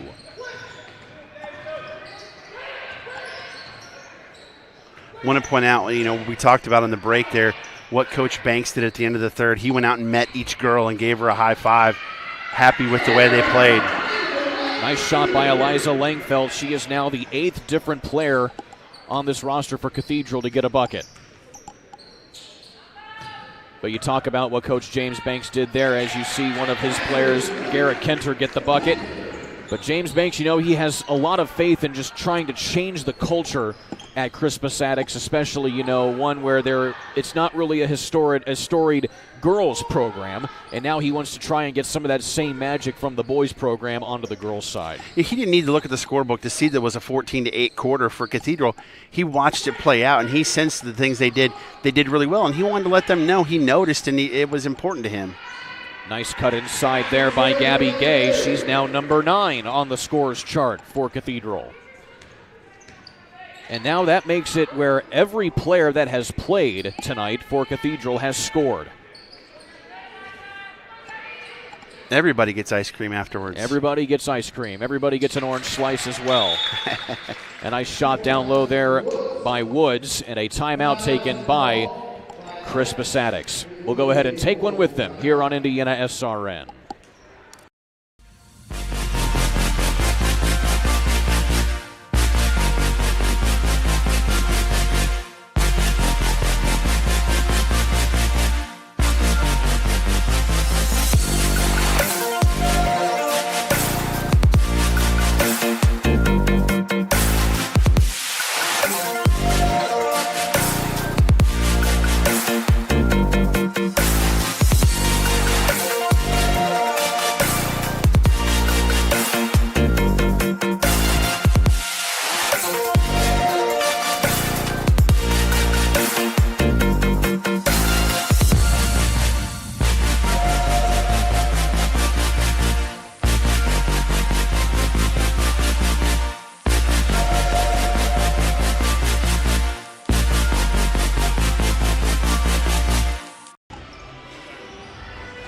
58-27 here. Cathedral just looking to cruise this one to the end of the game and move on to the finals here of the City Alliance Tournament on the girls' side on IndianaSRN. Alongside Sean Kroll, I'm Kurt Darling. And certainly not to take away from this Attucks squad as you see Cathedral go right back the other way, and a nice shot taken there by Catherine Klein. She now has 4 points and will get the end one opportunity. Love the teammates, too, getting excited for the subs as they come in and get some buckets. Klein can't convert the end one, though. So Crispus Attucks winning 9 games so far this season. They'll drop to 9-7 after this one. As a nice block out of bounds by Taylor Lewis. Nice play there by the sophomore. Take a look at this previous play, though, by Cathedral. Nice play there, and that was rejected like I got rejected from my Platinum Visa. My goodness. Woo. Needless to say, the credit rating on that shot was not very high. Well, the Platinum Visa, you know, is a big one. Maybe I should have said, like, American Express Black. So Crispus Attucks, as I was saying, will drop to 9-7 after this one, but this is the first time that Crispus Attucks has won 9 games since 2018. So, again, just showing signs of improvement little by little here under the tutelage of James Banks. You know, they're going to look at the scoreboard of this game, and they're going to be upset, but Coach has got to come back and say, listen, we were in the Final Four of the City Alliance. You don't know how far you've come, young ladies. Meanwhile, Cathedral is certainly looking to get off to their best start in a number of years. As I mentioned earlier, they're going to likely win their 5th game in a row here. They have not done that since 2016 when they won 9 in a row. Of course, that was one of the same years that they went deep in the sectional, but couldn't quite get it done there. And speaking of sectional play, again, like I said, these two teams may or may not meet each other again in sectional play later this season when we get into the postseason, as they both play in the North Central sectional. And don't think that's lost on the coaches either. Nice feed ahead to Lewis, and good vision ahead there by Langfeld, but it goes out of play, and it looks like it will stay with Cathedral here on this one. Birch is so fast. She ran that thing down.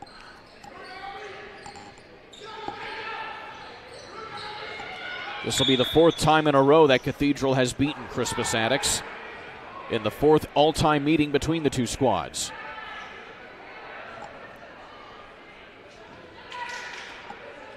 Oh, they fell asleep. And Lewis gets another one off of that, falling asleep there on the defensive end here by Attucks. And Taylor Lewis now has 11 points. And she's a smart basketball player. You can see that. Her season high all season long is 17. That was in a loss to Zionsville back earlier this season. Zionsville ranked 12th. I think they played half of the top 15. Well, as you talked about, Sean Kroll, it's the fact that Cathedral plays the 20th toughest schedule in the state, regardless of class. Yes. This season. Back the other way again, and a nice quarter here from Mariah Garrett-Kinter. She has now 10 points to lead Crispus Attucks as the jump ball comes into play, and the arrow favors the Tigers. 8-7 quarter so far. Garrett-Kinter averaging 6.5 points a contest.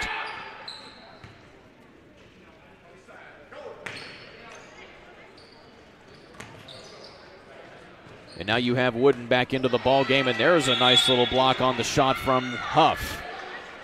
And how about the play of Nia Huff tonight? She has certainly turned in some excellent minutes. Only 5 points, but she has done she has worked wonders on the floor where it sometimes really counts. She has. All the girls off the bench for Cathedral have played really strong basketball tonight, and that goes to the coaching.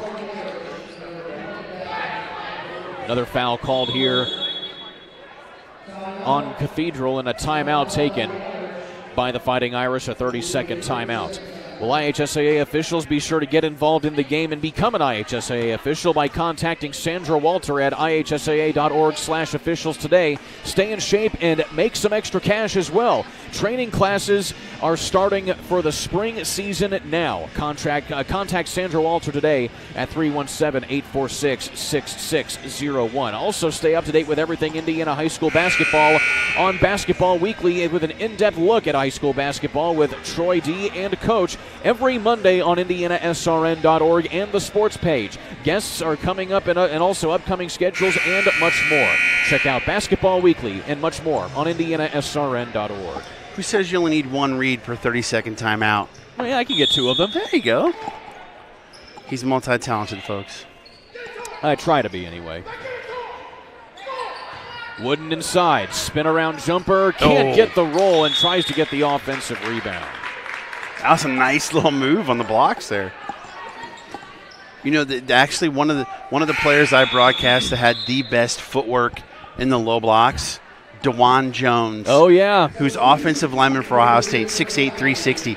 Dude had feet like you would not believe. DeJuan Jones, a heck of a center for Ben Davis High School on the state championship winning teams from the mid-2000 teams. Some excellent teams there on the west side of Indianapolis there with DeJuan Jones and many other players. Well, a young man from this school right here played in the national championship, came up on the short end. Emil Ekiyor, offensive lineman for Alabama. That hurt me a little bit, but that's all right. Down low, and Klein is not going to take the shot. As you can see, Cathedral kind of content to just dribble out and let this one go to the scorebooks. Still playing, though. So Cathedral will pick up their 11th win of the season, their 5th in a row, dating back to December 29th when they beat Winnemac. Cathedral averaging 51 points a contest. They are above that average here tonight. Meanwhile, Crispus Attucks, their city tournament is done. They will look ahead to play Cecina Memorial to continue their regular season coming up on January 19th. Meanwhile, Cathedral, they will be facing the winner of Heritage Christian and Bishop Chatard as we now get into the Family Source Insurance postgame wrap-up show here on Indiana SRN. Sean Kroll, a good win here for Cathedral, and now we get set for another interesting matchup coming up here in just a little bit. Yeah, it was the dominant first quarter of Cathedral, 23-4, that really set the tone of this game, and, you know, allowed Coach Finn to play a lot of players, you know, give their starters some time for the big game tonight, but they're definitely going to stick around and see what's going to happen in this second game, which we said before is a rematch of last year's championship. Certainly a little bit of a benefit being able to play the first game of the semifinals here this evening. Yes, that does bode well for them. It's in, you know, this is their home school, so a lot of them, you know, they're closer than Chatard. Both Chatard and Heritage Christian are, so that allows them a little bit of a benefit, but they know quality opponent awaits them, and then they're anxious to see who they're going to play again tomorrow night, and you can watch it right here on the IndianaSRN. Sean Kroll, go rest your voice. You have another one to call here in just a little bit. All right, thank you very much. I appreciate that. Good working with you tonight here, my friend. Here for all of us here at IndianaSRN, for Nick Lewis on the camera, for Ben Wood, our on-site engineer, for Sean Kroll, I'm Kurt Darling saying so long until just a little bit. Sean Kroll will be back in just a little bit with Jarrett Lewis on the call of game number 2 here for the semifinals of the City Alliance Tournament on IndianaSRN.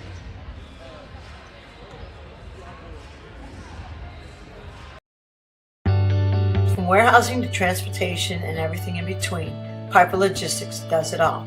Centrally located, Piper Logistics has 2 warehouses in Indianapolis and a warehouse in Cincinnati, Ohio. Piper Logistics houses over 1 million square feet. Along with our transportation department, we can provide service to half the United States markets.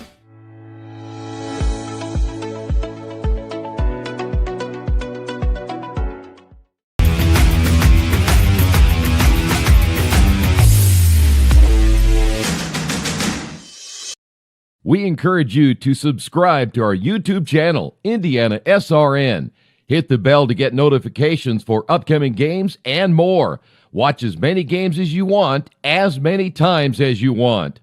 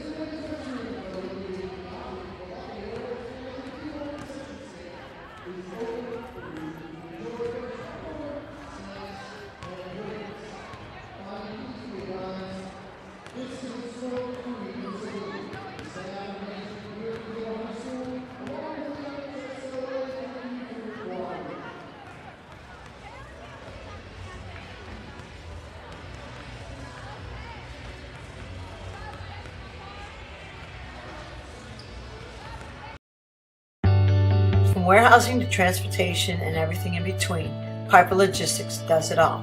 Centrally located, Piper Logistics has 2 warehouses in Indianapolis and a warehouse in Cincinnati, Ohio. Piper Logistics houses over 1 million square feet. Along with our transportation department, we can provide service to half the United States markets.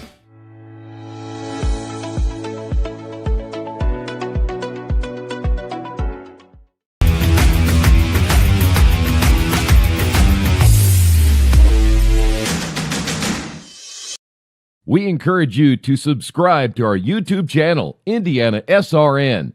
Hit the bell to get notifications for upcoming games and more. Watch as many games as you want, as many times as you want. Our second of 2 games this afternoon from Cathedral High School in the Girls Varsity City Alliance Tournament right here on IndianaSRN. The Eagles of Heritage Christian matching up with the Bishop Chittard Trojans. The winner going to the City Alliance Championship right here tomorrow night. Tonight's broadcast is brought to you by the Morales Group, building better futures one story at a time. Bertner Electric, your licensed and experienced electrician serving Central Indiana. IUPUI Sports Management, a lifetime of sport with a winning degree. Piper Logistics, 3 services, 1 logistical solution. And Reynolds Farm Equipment, your hometown farm equipment dealer. Alongside Sean Kroll, who's double dipping tonight in the City Alliance tournament. Jared Lewis with you here on IndianaSRN. It should be a very intriguing contest. These 2 teams very familiar with each other, both hailing from the Circle City Conference and just played a month ago, December 10th of last year, 2021. We're into 2022. How about that, Sean? It's crazy. But these 2 teams, like we said, they know each other like the back of their hands. And a Heritage Christian team who dominated this City Alliance tournament for so long, winning 16 straight championships under then head coach Rick Risinger. But it was the Chittard Trojans of last year who got the better end of Heritage Christian in the championship game. So possibly a little bit of bad blood, not much to forget about between these 2, not just in regular season play, but in this always fascinating City Alliance tournament. I apologize for the high-pitched woo there. That didn't come out like I had planned for it to do. Yeah, I mean, these 2 teams know each other so well. And I don't know if there's any animosity. I think the big thing is that Chittard finally felt like it got the monkey off their back last year when they defeated Heritage Christian in the finals of the city tournament on a last-second shot by Izzy Davis.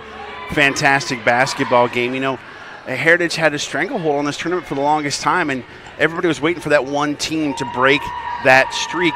And it was the Bishop Chittard Trojans at the time, coached by Katie Fisher, who has moved on into an administration role here. So it's up to Dan Wagner in his first year here at Bishop Chittard to try and get back to the City Alliance Championship. And you look at Heritage Christian, second year for Cassie Wiseman, taking over for Rick Risinger, who won it for so many years and won so many state championships. So both these coaches, you know, kind of trying to set their own way and their own path in this city tournament and try and start some new streaks on their own. After meeting in the championship of this tournament last year, these 2 teams now meet in the semifinal. First, a closer look at Bishop Chittard. Like you said, Coach Wagner in his first year, 9-8 on the season are the Trojans. They are playing well in tournament play this season. They already have a championship trophy under their belt this year, winning the Scottsburg tournament back in December 28th and 29th.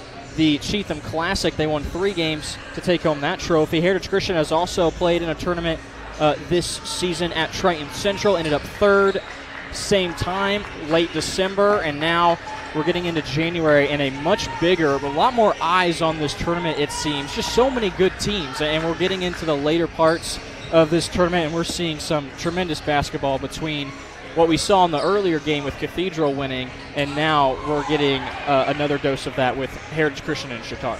Yeah, one thing I'm looking forward to from both these squads, seen Heritage Christian once. I've seen the Bishop Chittard boys who are really good. Haven't seen the girls. Both lost a lot from last year. Heritage, we talked about it with Coach Wiseman, halftime of game 1. Top 4 starters. Aria Wiggins went to Michigan.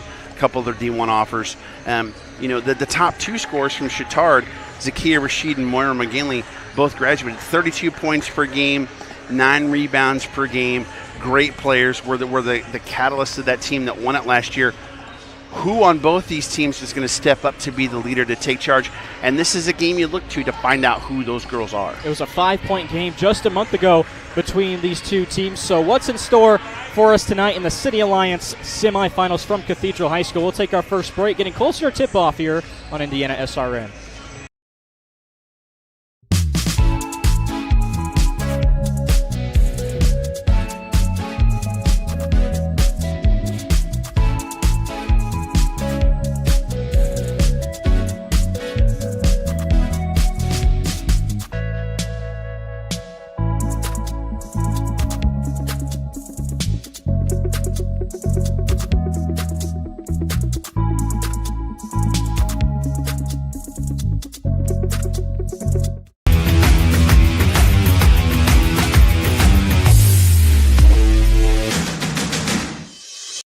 We encourage you to subscribe to our YouTube channel, IndianaSRN. Hit the bell to get notifications for upcoming games and more. Watch as many games as you want, as many times as you want. Welcome back to Cathedral High School in Indianapolis. Heritage Christian wearing the all-black tonight, huddling up before they head to the locker room for one last time. These two teams seem like they match up very well, Sean, and we talked about their last meeting just a month ago, a 53-48 victory for the Eagles, who are in all-black tonight. So can we expect a lot of the same here tonight? Can we expect a lower scoring game? We know it's going to be close, but how similar will the game from last month fare into tonight?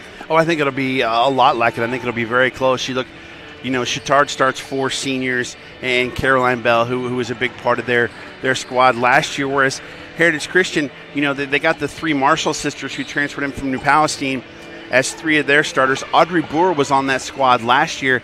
She was a role player, scored 5 points a game. She's up to almost 12, and then a freshman moving from Carmel, Casey Frost. She's really exploded the last couple of games and really been a huge boon for them. I think it's the young kids who really haven't been here before in Heritage. What are they going to bring to the table tonight, I think, may be the difference in this basketball game. And one aspect that these two teams aren't similar in at all is the senior category. There are 9 seniors on Chittard's team and just 2 for Heritage Christian. One of them you mentioned was Audrey Boer, who, like you said, she was kind of like the 4th or 5th option scoring last year, and now she has to step into a much bigger role this year. She's one of the leading scorers on this team, but it's also those young girls like the Marshalls that you mentioned. The other senior being Grace, but Corinne and Jocelyn are freshmen and sophomores, and they have had to step into these starting roles, and they've really done the job for Coach Wiseman, it seems. Yeah, in watching the first game, I watched all 3 of the Marshalls play and talking with Coach Wiseman before the first game. To me, I think Jocelyn may actually be the best one of the 3, and she's the freshman, and Casey Frost is a freshman as well, so, and Corinne's a sophomore, so they've got a lot of room to grow as they go along. So it's going to be a fun ball game tonight. One last break. We'll take it right now, and then we'll come back with the starting lineups and the tip-off from Cathedral High School. It's the Eagles and the Trojans on IndianaSRN. Burtner Electric Incorporated has been proudly serving our residential and commercial customers with quality electrical repair for over 33 years. We are fully licensed and insured in electrical wiring and electrician service packages. You'll receive a competitive assessment, whether you're a homeowner or a business owner, first-time or long-time customer. We offer free estimates for any new project. Call our licensed and experienced electricians today.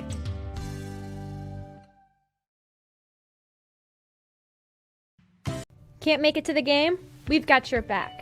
Just go to www.indianasrn.org and tune in to all of the live action, or go to our on-demand service and relive your favorite moments.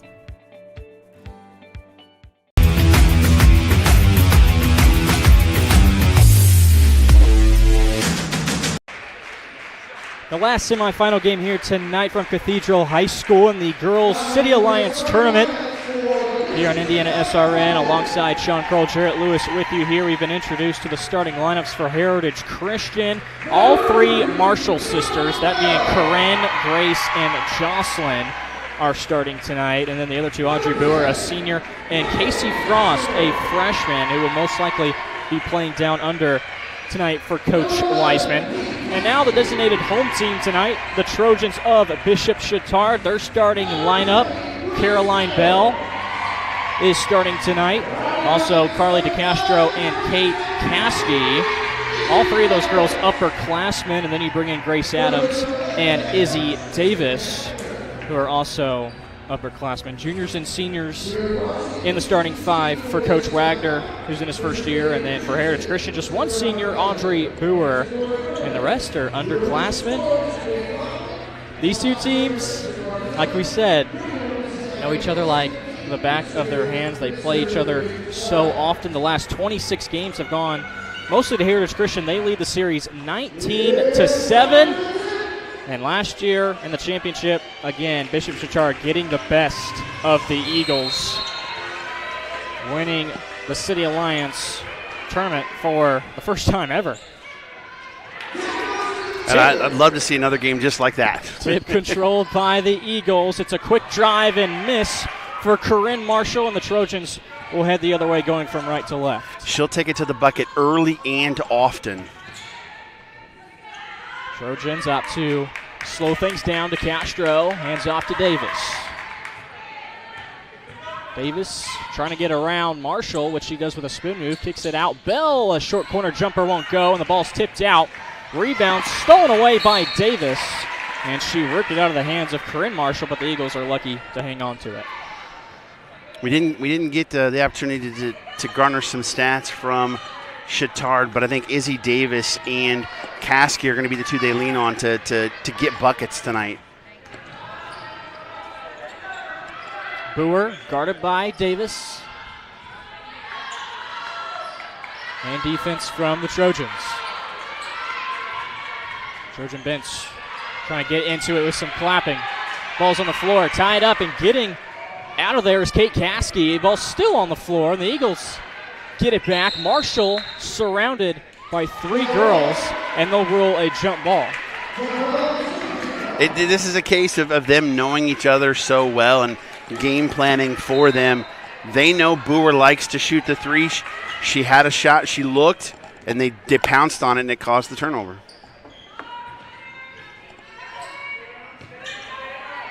So now the other way to Castro, beats her girl on the baseline. Up top, Davis, catch and shoot, top of the key. It's no good, off the rim, and Boer brings down the board. Still scoreless, a minute and a half through. A defensive battle this will be. Another steal for the Trojans. It's Grace Adams, and a foul reaching in from behind. It's going to go on Audrey Boer. That will be her first. Side out in front of the Eagles bench. Sound like volleyball there, side out. Gained some terms over the years. Yeah, you're just but a youngin'. Usually I'm working with Coach doing volleyball games. So he's giving me a wide vocabulary sometimes. Missed shot from the Trojans, and now they'll reset. Bell, spin move, rises up, short-armed it, and Marshall the rebound underneath. Speaking of Coach, he's got the Heritage Christian boys tonight on the Family of Networks. Eagles taking on Indianapolis Heron. That game just got started around 7:30, just like ours. 5:53 left to go in the first. The Eagles out of the inbound, trying to split two defenders, and they'll say a jump ball. Probably could have been a travel as well, as that was Grace Marshall trying to thread the needle. Well, if you talk about the tale of two games, 23 points for Cathedral in the first quarter in game one, we are still scoreless here in game two. That is a very high-powered offense in Cathedral, and we saw that not too long ago. They were able to defeat Crispus Attucks. Deep three, no good from Boer, and a good box out down low from DeCastro. Up the floor, Adams to Davis. Runs into Marshall, and the ball goes out of bounds. They say last touch by the Trojans. A little banging around down low in the paint between these two. And so fundamentally sound coming up to be right there as the pass was made. So as Marshall turned, the defender was right there. Both well coached. Still zeros on the scoreboard. Flare screen will set up Marshall for a three. too strong. Another good box out from DeCastro.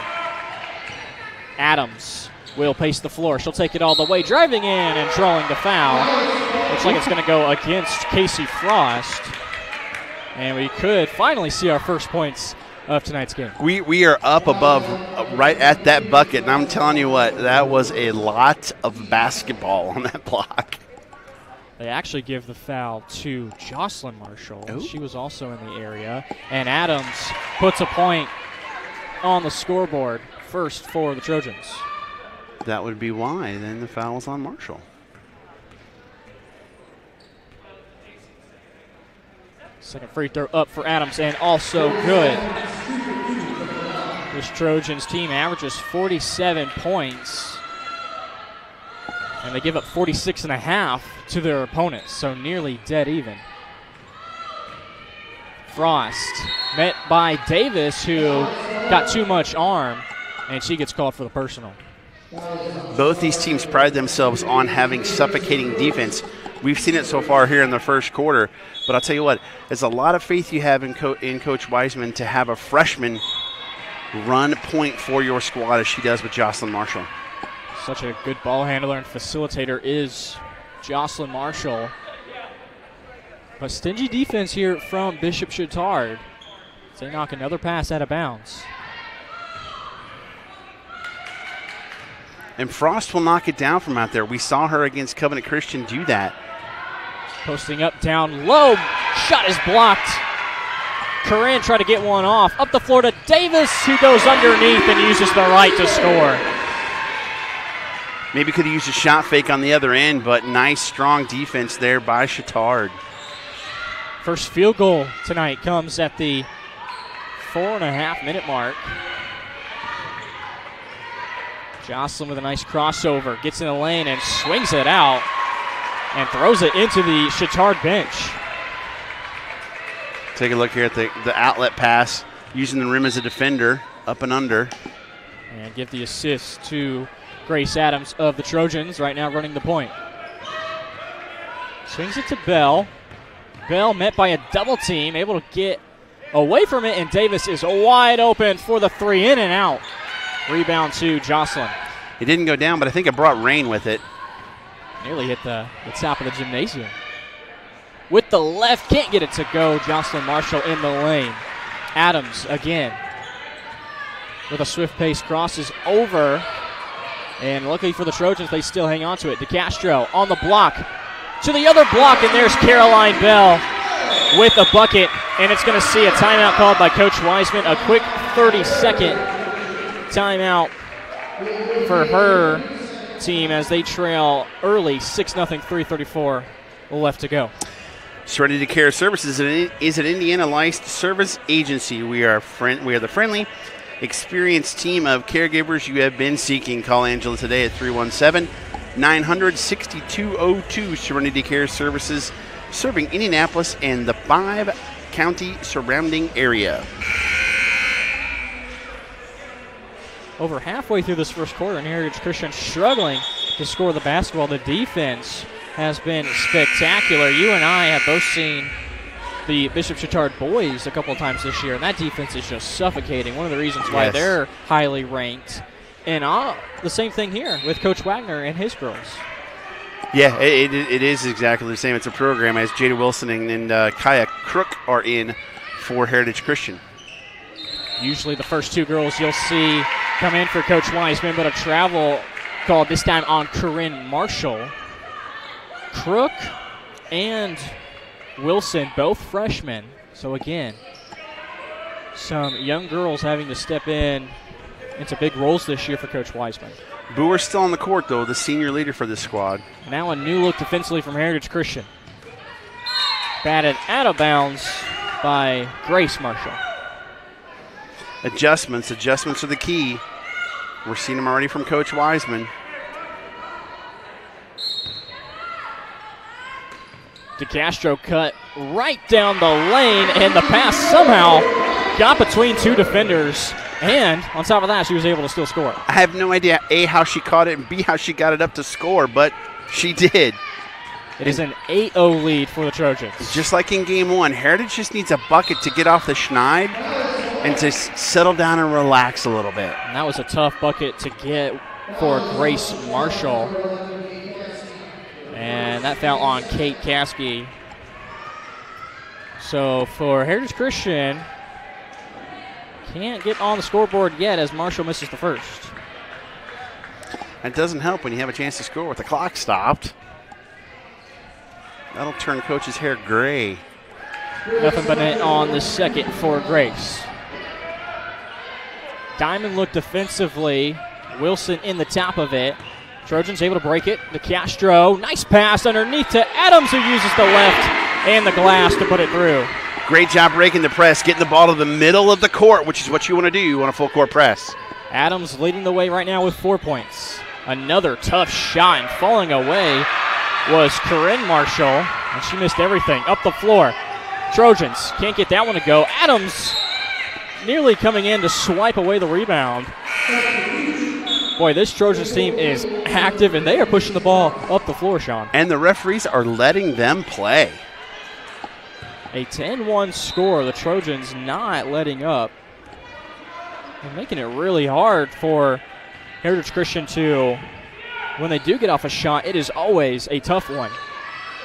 And there's an air ball three from Grace Marshall back over to Bishop Chittard. Anna Thompson checks in for Chittard, and that's usually a good shot. Don't know what happened there, but the Marshalls can shoot. First substitution used for Coach Wagner. Izzy Davis will take a seat.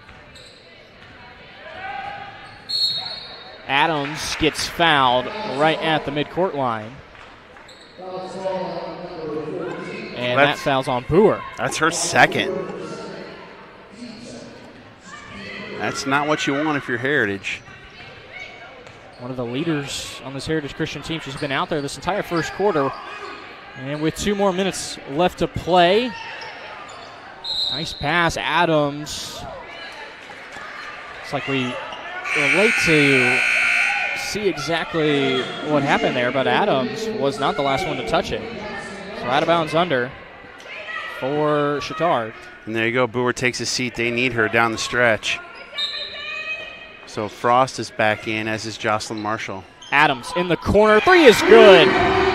First made 3 by either team, and it extends the lead to 12. I did not expect this. Adams, a little over half the point. She has 7.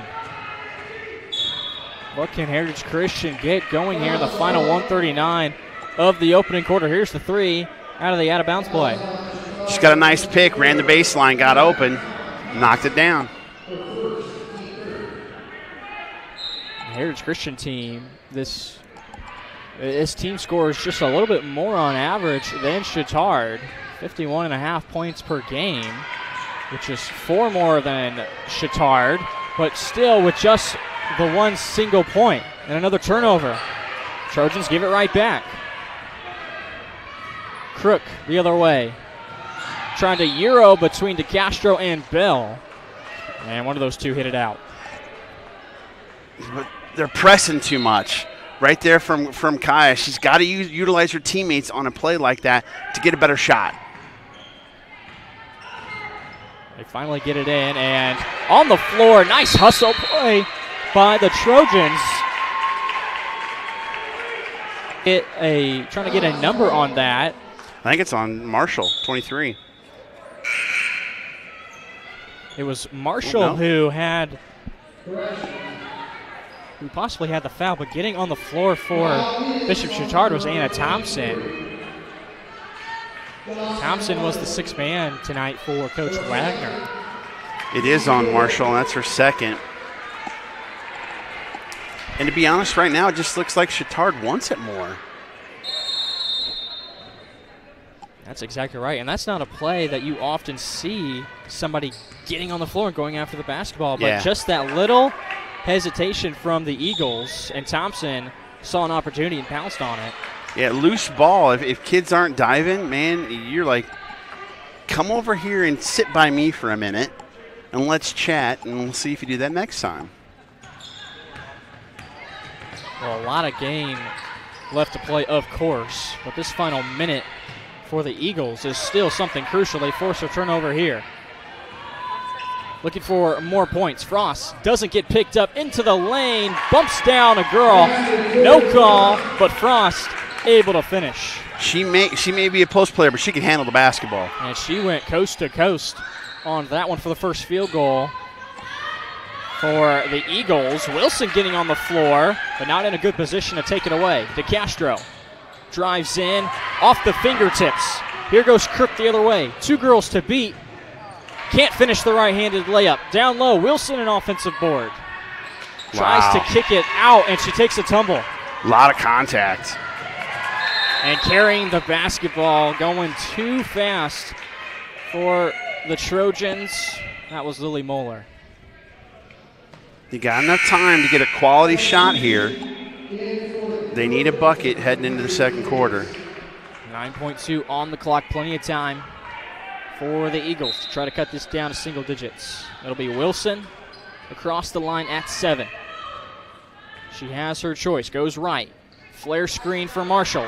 Left wing 3, rattles in and out. Or no, it goes down. How about that?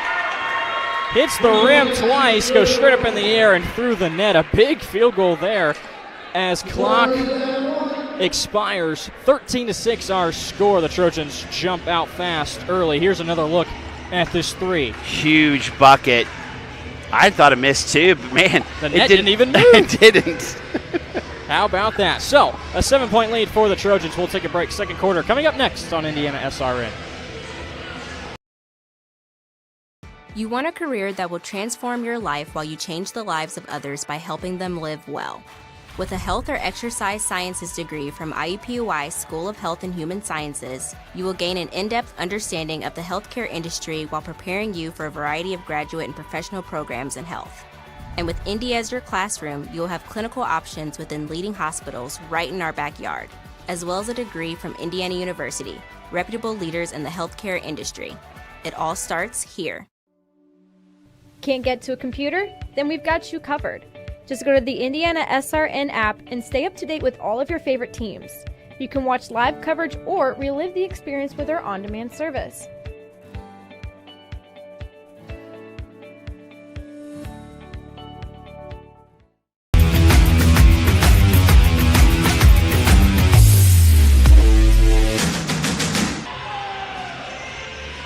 Brand new 8 minutes on the scoreboard here at Cathedral High School. The second game tonight, semifinals of the Girls Varsity City Alliance Tournament with Sean Krull. Jarrett Lewis, happy to be here for IndianaSRN. Defense from the Trojans in that first quarter, causing turnovers and only giving up 6 points to the Eagles. DeCastro with an offensive rebound, and she was out of bounds when she touched it. Yeah, Heritage Christian needs some defensive stops of their own to be able to get the ball and sneak back into this basketball game. Chittard's on pace for their scoring average. Heritage needs to pick it up some. Start this second quarter, it is Frost, Corinne Marshall, Boer, Grace Marshall, and Jada Wilson. Frost will drive baseline with the left hand. Help side defense affects that shot, and DeCastro with another rebound. Again, can't force it. I know you're in a tough spot and the defense has been strong, but. Into the lane, Caskey. Thought I heard a whistle that she got fouled, but possibly not. And they say nothing there, and it goes out of bounds, staying with the Trojans. They get it into Davis. Catch and shoot. And too strong on that one. Fighting for the board is Corinne Marshall. She'll push it up the pace. Into the lane. Rising up. Doesn't get the lucky bounce. But a rebound for her sister. A wild shot put up. Wilson on the floor. And she'll get tied up with Adams. That's a couple times now where Heritage Christian haven't really had the numbers, but they still, you have the option to take it back out. You don't need to force a bad shot like that. That was exactly my thought there, too. Great, Grace Marshall caught it under the basket, thought she needed to go back up. Reset and get you want a better shot. Possessions are so important in games like these. You don't want to waste one. Now resetting will be the Eagles. Seeing enough space to rise up for the three, Grace Marshall. That's a big three, and they're right back in this basketball game. She ended the first quarter with that lucky bounce three. And her second tonight makes it a 4-point game. Good defense on the other side from Grace, and they get a turnover. Wilson will push it up, catch and shoot three. Back-to-back threes for the sisters. This time, the sophomore Corinne. Oh, man, now run for Heritage Christian, and it's a 1-point game. That'll force a timeout, a full timeout from Bishop Chittard. We'll take a break with them. 6:09 left to go, and a 1-point game on SRN. Becoming a licensed sports official is a great way to make a positive difference in the community and support the over 160,000 Indiana student athletes that participate across 22 IHSAA sports. Sports officiating allows you to stay connected to the game, become a role model for our young student athletes, earn extra money, and support the patrons and communities of our IHSAA member schools. To learn more about becoming a licensed IHSAA official, log on to ihsaa.org/officials today.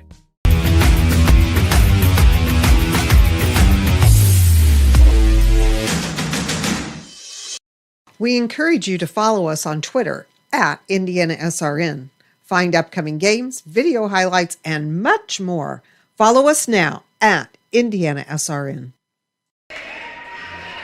Last three field goals for Heritage Christian have all come from downtown. Grace Marshall here with this first one. Able to rise up over Quinn Johnson, and then the second one coming from her younger sister, Corinne, to cut this deficit down to 1. From way downtown, bang. Are you going to throw a bing bong in tonight No, at some point? no. Oh, okay, all right. Not happening. DeCastro able to answer for the Trojans. Maybe a boom goes to dynamite as a nod to the, where you're going to school, but. That's right. Bad shot underneath the goal was Wilson, and Adams again will push it up the floor. Up to Johnson, too strong off the glass. And Frost with a rebound. Oh, she had Marshall down the sideline.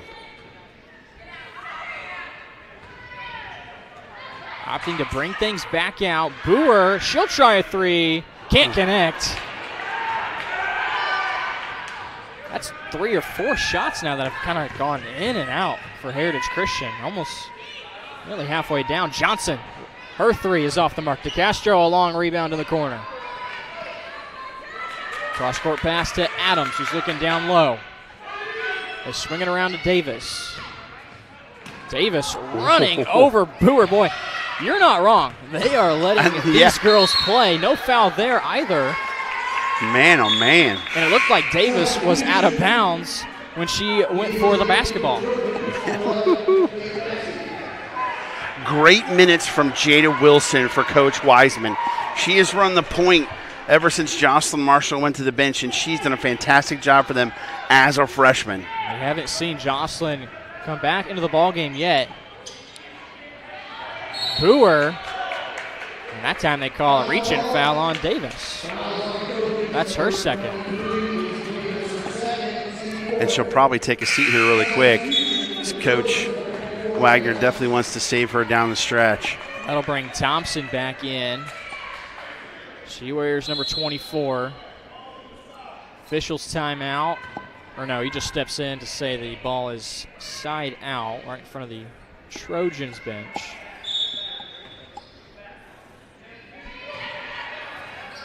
They get it into Wilson. Guarded by Adams, and Thompson, I think, stepped in and tripped up Wilson. But actually, they'll give the foul to Adams. Again, can't talk highly enough about how well Jada Wilson has played off the bench for the Eagles tonight. She's really sparked them. A box set for Heritage Christian. Boer comes off a screen. They get it into the backcourt. Right wing three. Missed everything from Corinne. But that's a good look. It just didn't go down.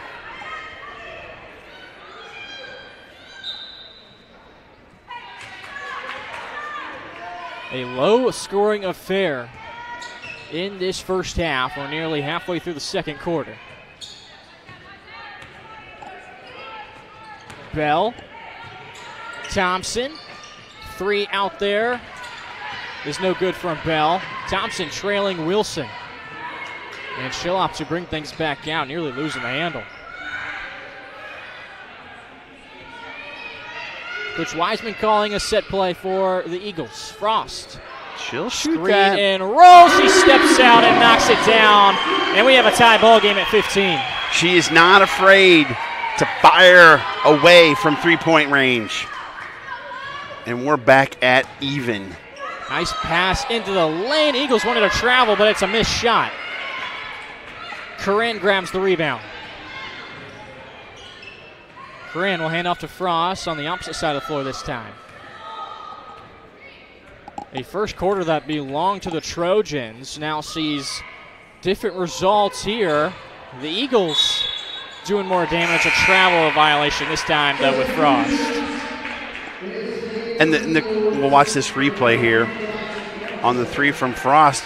But something to take note, Heritage Christian's leading scorer is Audrey Boer. She is scoreless tonight. It's turned into a 3-point barrage from Heritage Christian of late. The last 4 field goals now have been 3-pointers. Now Jocelyn Marshall and Wilson are both on the floor at the same time for the Eagles. And the Trojans answer. They've led the entire game, and now a tie ball game. Block shot as Caskey tried to cut through the lane. Nice job from behind by Grace Marshall, getting the basketball and not fouling and knocking the ball out on her. And now Heritage has a chance to take their first lead of the basketball game. Wilson will dribble left side. Now top of the key. Lob pass down low to Boer. Couple shot fakes and up with the right. The first lead of the ball game for the Heritage Christian Eagles. And Boer finally finds the box score. That's the positive broadcaster's jinx for Brewer. Missed shot for the Trojans, but they get a second look with Thompson. Back and forth. Here we go.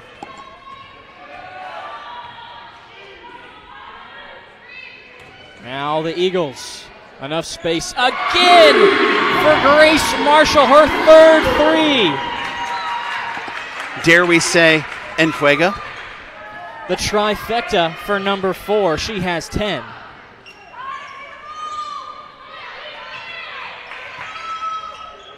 Downloaded to Castro on the block. Dribbles around Frost. They both go after it. And they'll say Frost last touchdown. Another look at this 3. She's like, heat check. Bang. Chittard has been really good at cutting off driving players from Heritage Christian, as I missed Bunny from the Trojans and a foul that comes in afterwards. But the 3-point shots, Heritage Christian just sees enough space, and they're just taking one dribble, rising up. Yeah, it's not a bad shot. If you're getting space and you're getting off a clean look, and they're going to back up that one step, make them get in your face, because then that opens it up on the blocks.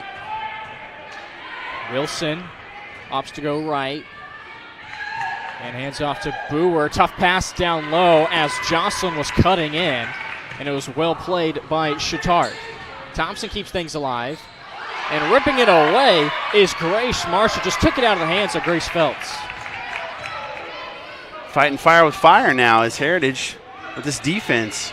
And now double teaming Jocelyn are the Trojans, and she's able to get it away. The middle's wide open for some back cuts. Jocelyn drives in and gets an armbar from Chittard. Actually, no. It's an offensive foul. Wow. And they say the armbar is on Jocelyn. No, it's on 15. Oh, no. So the players, I thought the players were heading the other way. But we were right the first time. It was on Chittard, and it was actually Grace Phelps who picks up 2 quick ones. And now Heritage is in the bonus. 17 fouls for the Trojans. It'll send Jocelyn to the line. Has not scored yet. Her sisters have combined for 13 of the 20. And she knocks down her first free throw. What a second quarter for the Eagles, only scoring 6 in the first, and now they've only given up 4. So just a complete change here in this second quarter. So far, a 15-4 second quarter for Heritage Christian, and now still 15 off the back iron. Losing the handle on it was Thompson. A quick turnover and more momentum shifting to the side of the Eagles. And I'm going to hound on this all night long. Putting Jada Wilson at point was the turning point of this game for Heritage Christian. Just a freshman, just like Jocelyn, two of the best ball handlers for the Eagles. Frost, another 3. It's no good. They say a push in the back from Corinne Marshall. It was her and Bell going after the rebound. That's the 5th team foul on Heritage as we're under a minute here in the first half. Stay tuned. Lisa Finn, head coach of Cathedral, who won game 1, will be joining us for the halftime show. Her team will rest up tonight and see a big-time matchup tomorrow night between one of these two teams. Turnover from Chittard, 35 seconds. We'll see what the Eagles opt to do. Wilson picks up her dribble. It appears the Eagles will slow things down and try to get one good final look. I think they're going to try and get the ball to Grace Marshall and see if she can knock down a big shot here. Grace was the one with it. She hands off to Corinne. Back to Grace with 10. Reach-in foul from Quinn Johnson. We'll stop the clock at 8.4, and it'll bring up a 1-and-1. Well, the one thing Grace does not do well is shoot free throws, only 59% on the season. Right now leading everybody in scoring with 10 points. Her first free throw rattles out. DeCastro gets the board. Adams with 5. Across the line at 4. Adams in the lane, kicks out. Thomas, catch and shoot. Shot was blocked by Crook. What a defensive stand to end the first half in a brilliant second quarter of play. Both sides of the ball from Heritage Christian. Looks like they took the own medicine that Chittard was handing out in the first quarter, and they responded with a second quarter, and they were indeed in fuego. 4 3-pointers go down in the second quarter of play. Yeah, that was really the key there. On the defensive end, not letting Chittard get any second chances for one, and getting a lot of turnovers in the second part. And then the 3-point ball, especially from Grace Marshall, was absolutely enormous there in the second quarter. And Grace still leading all scorers with 10 of the 21 for Heritage Christian. They lead by 4 as we enter into our halftime break. Again, stick around. Sean will be with Cathedral head coach Lisa Finn when we return here in the Girls Varsity City Alliance Tournament from Cathedral High School on IndianaSRN. I'm Keith Myers, Vice President of IndianaSRN. Thanks for joining us. Do you know IndianaSRN broadcasts 350 games a year? All sorts of sports? Yeah, we do. Hard to believe, isn't it? IndianaSRN loves to put student athletes first on our website. If you're a business out there, we probably could help you too. Contact us at coach@indianasrn.org. Grandma from out of state thanks you. Mom and Dad who can't get to the game thanks you as well. In fact, our athletes watch the games over and over again. Our military has enjoyed the games as well. So sit back and enjoy the game. It's IndianaSRN.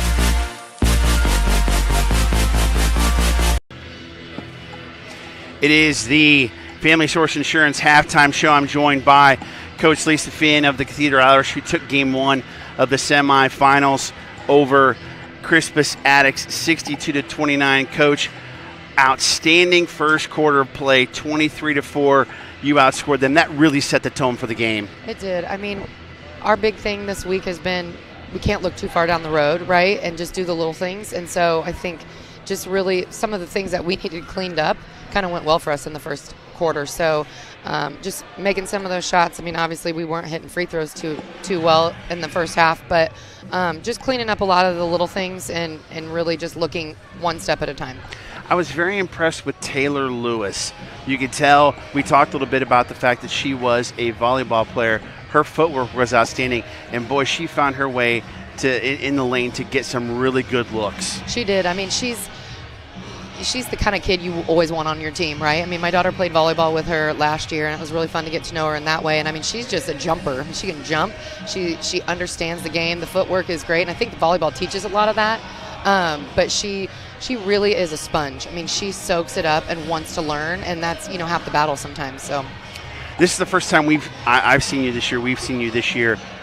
Do you play everybody on the bench every game, or is this a concerted effort to, after that first quarter, to get a lot of your subs in, to get them some playing time and to get your starters some rest? Yeah, I mean, definitely. We only had 9 tonight on the bench with us, and pretty much for the most part they've played in every game. I mean, some of the minutes have been limited based on who we've played, but the big thing in games like this and like what we had on Tuesday is we've got to get those youngsters some game experience, and especially with defenders like addicts. I mean, those girls are going to come out and defend you on the ball, and you've got to learn how to handle that, because at some point we're going to have someone in foul trouble, and we need those girls to step up. So it's really important to me, and that's why I didn't really dress any of those JV girls, and we've done that along the throughout the season. But it's really important for me for those sophomores to get some experience.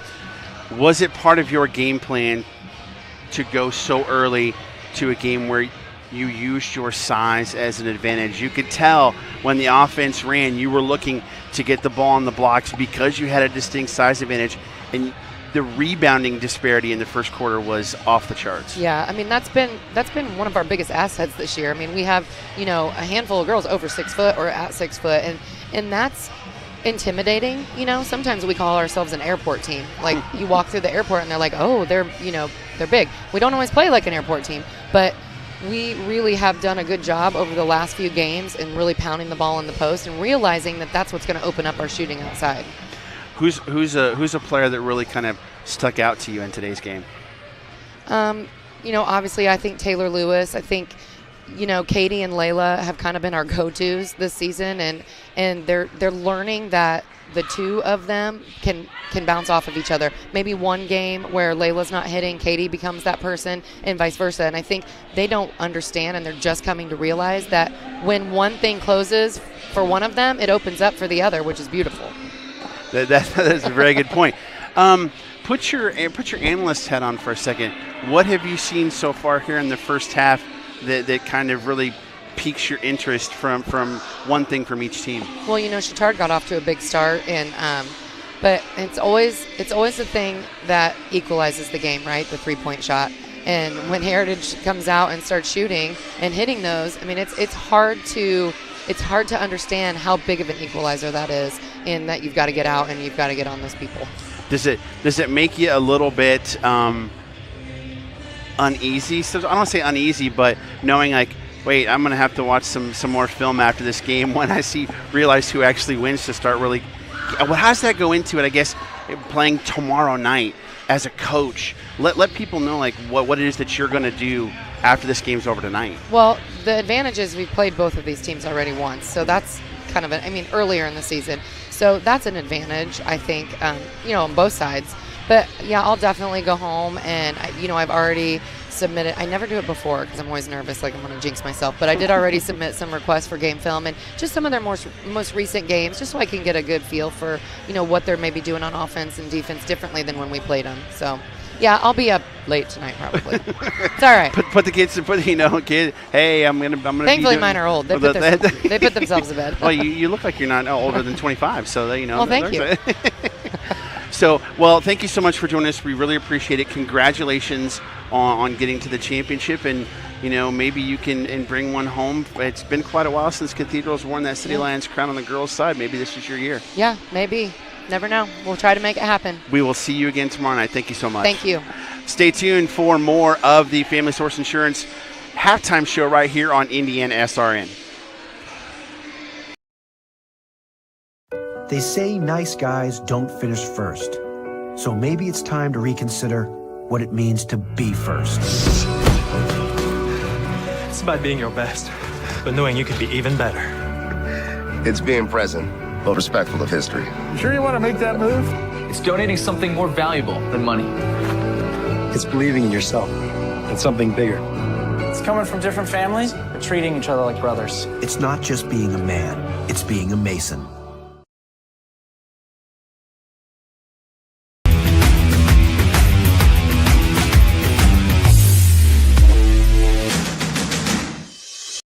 We encourage you to subscribe to our YouTube channel, IndianaSRN. Hit the bell to get notifications for upcoming games and more.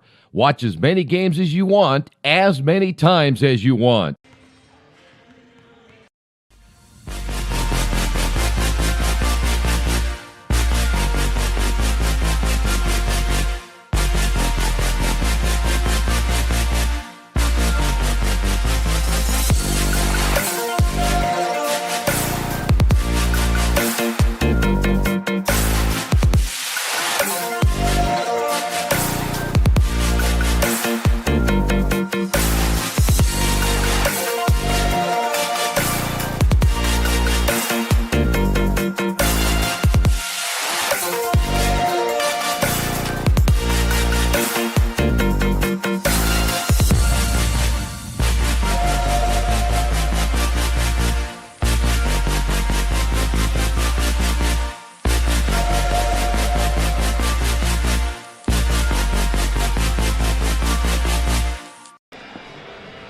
Back at Cathedral High School in Indianapolis, here on IndianaSRN. Sean Kroll and Jarrett Lewis with you here as the second semifinal game tonight of the Girls Varsity City Alliance Tournament takes place.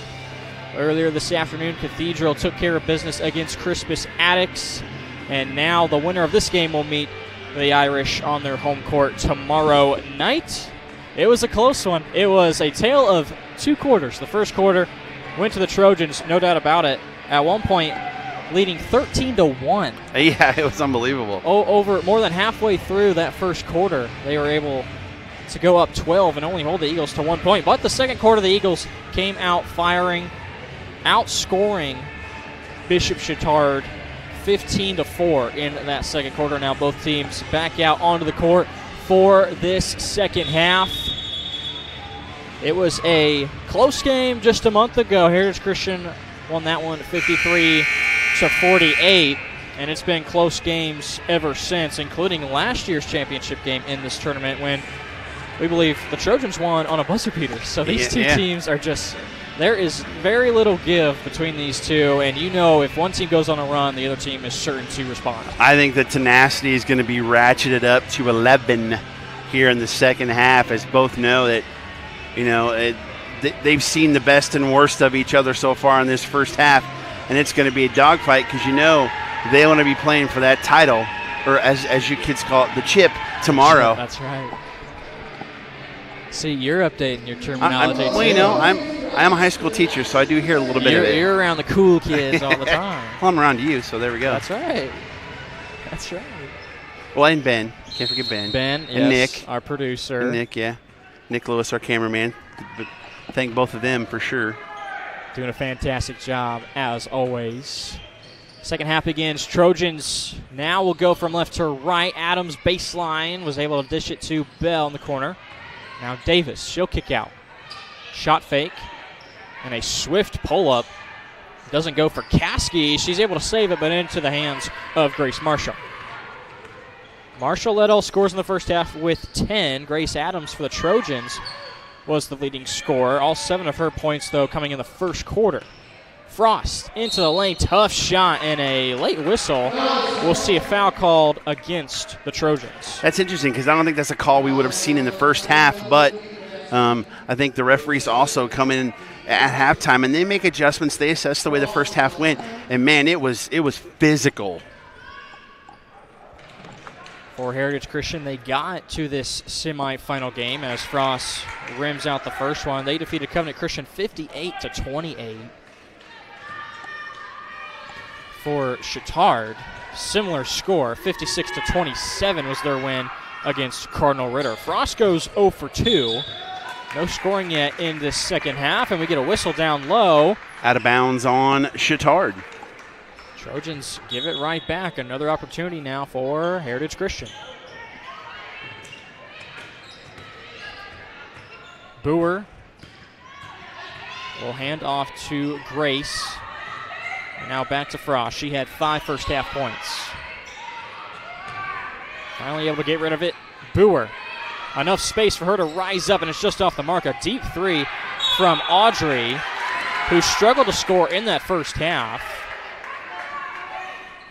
And another ball that goes out of bounds and will stay with the Eagles. Yeah, the defensive intensity you can see already is really ratcheted up, and I think rebounding is going to be a huge part of who can take advantage here in this second half and come out with a W. Coach Wiseman calling out a play as Jocelyn runs the point yet again, the usual point guard. A missed shot there to Castro with another board. Davis up the floor. Nice pass to Bell, but she can't finish it. Gets her own rebound, tries the left side this time, and gets it to go. Caroline Bell, second chance opportunity and a chance at a three-point play. Yeah, and on Corinne Marshall, that was not the best foul. Great follow-up here by Bell after missing the first one, a little bit too strong. And then Marshall came in from behind, got the little love from the rim. And she does complete the three-point play. A 1-point lead for Heritage Christian. Bell now with 5 points. Only 4 different girls have scored for the Trojans. Thompson has 2, as does Izzy Davis. Make that 5 girls for the Trojans. And 4 points for DeCastro. Foul, says the referee. It's going to go against Kate Caskey. 2 quick ones here in the second half. And for Caskey, that's number 3, and she's going to get subbed out with Thompson coming in off the bench. Boer, spin move in the lane, gets tripped up, and they say a travel.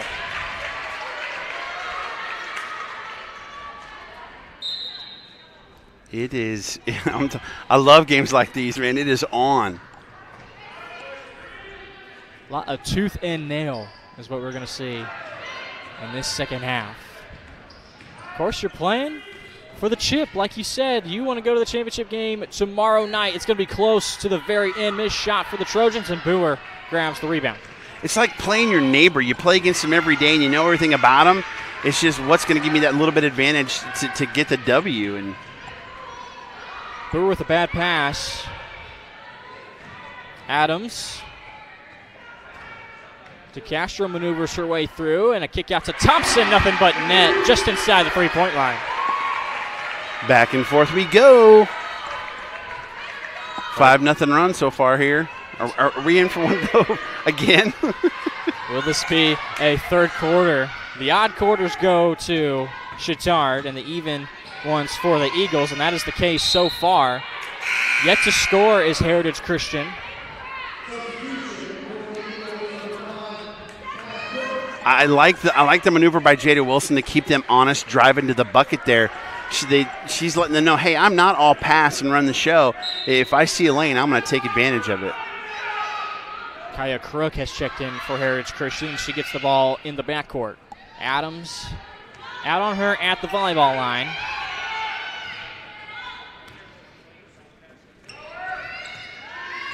Wilson trying to get a screen for Grace, and she's fouled. Davis Who was that on Davis? Looking to get that double team along with Thompson and Trapper, but unfortunately she picks up another foul. That is her third. Big minutes for freshmen for Heritage Christian. Man, this is unbelievable.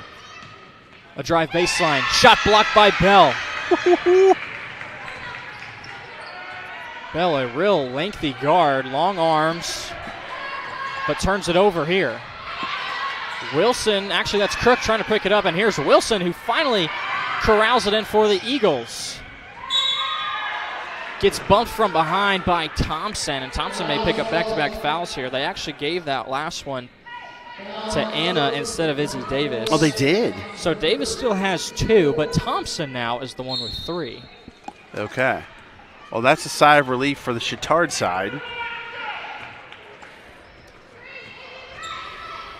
Frost with the left hand. Too many steps, it appears, and yes, that is indeed the call. She tried to go LeBron there. Didn't work. Well, the defense has really picked up in this third Yes, quarter, it just has. like it was, nearly identical to how it was in the first quarter from Chittard. They've held the Eagles scoreless so far in this third.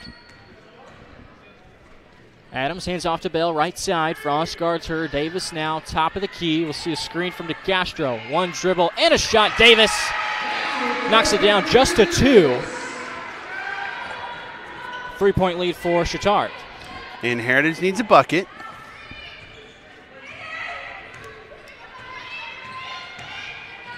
Spin move. Foul is the call. Could be DeCastro as Grace Marshall looked to score for the first time in the second half. They're calling it on Quinn Johnson. Second on Johnson. 5th team foul for Chittard. And we weren't seeing 1-and-1 free throws until the last 2 or 3 minutes from the Eagles in the second quarter, with some early fouls from Chittard. That's the case, and Coach Wagner's going to be like, hey, fellas, let's even this up a little bit. Foul down low. It's going to go against Heritage Christian. That's personal foul number 3 on Corinne Marshall. That's who they got for that one. Still a one-possession game, though. Davis will try another 3. Too strong with that one. Quinn Johnson, offensive rebound, is tangled up with Frost. And they'll call a jump ball. Goodness gracious, Davis gets some arch on those shots, doesn't she? She sure does. It's kind of like a punter. You want to hang yeah, time, hang time, right? Wonder what Davis's hang time is on her 3s. Boer tried to get it down low to Grace Marshall, and it was a bad pass. Yeah, I just looked down at Coach Wiseman, and she's like, settle down. They're only down 2.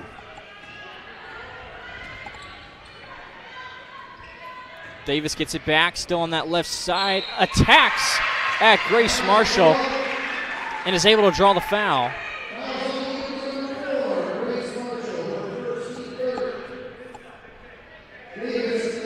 First foul on Grace.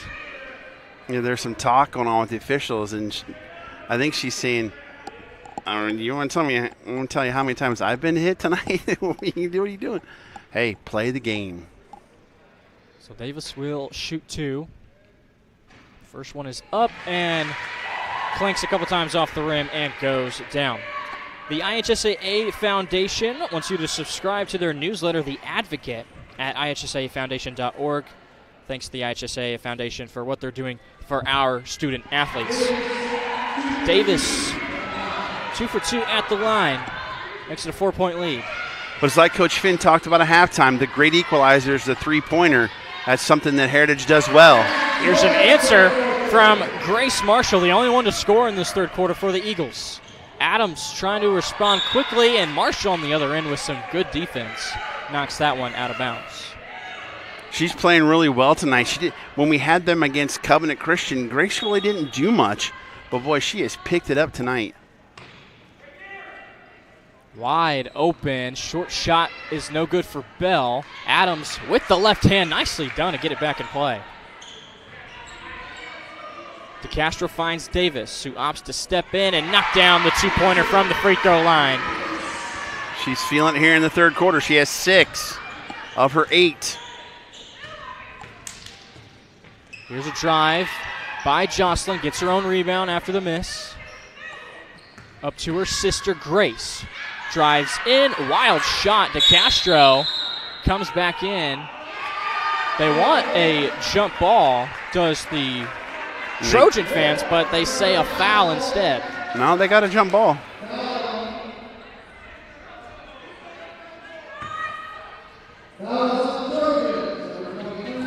Oh, no? Well, the announcer says, I thought one of them did a jump ball. I think one of them signaled for a foul, and one of them signaled for a jump ball. And that's on Davis. It ends up being a personal foul. That's her third. A couple players in foul trouble now for Chittard.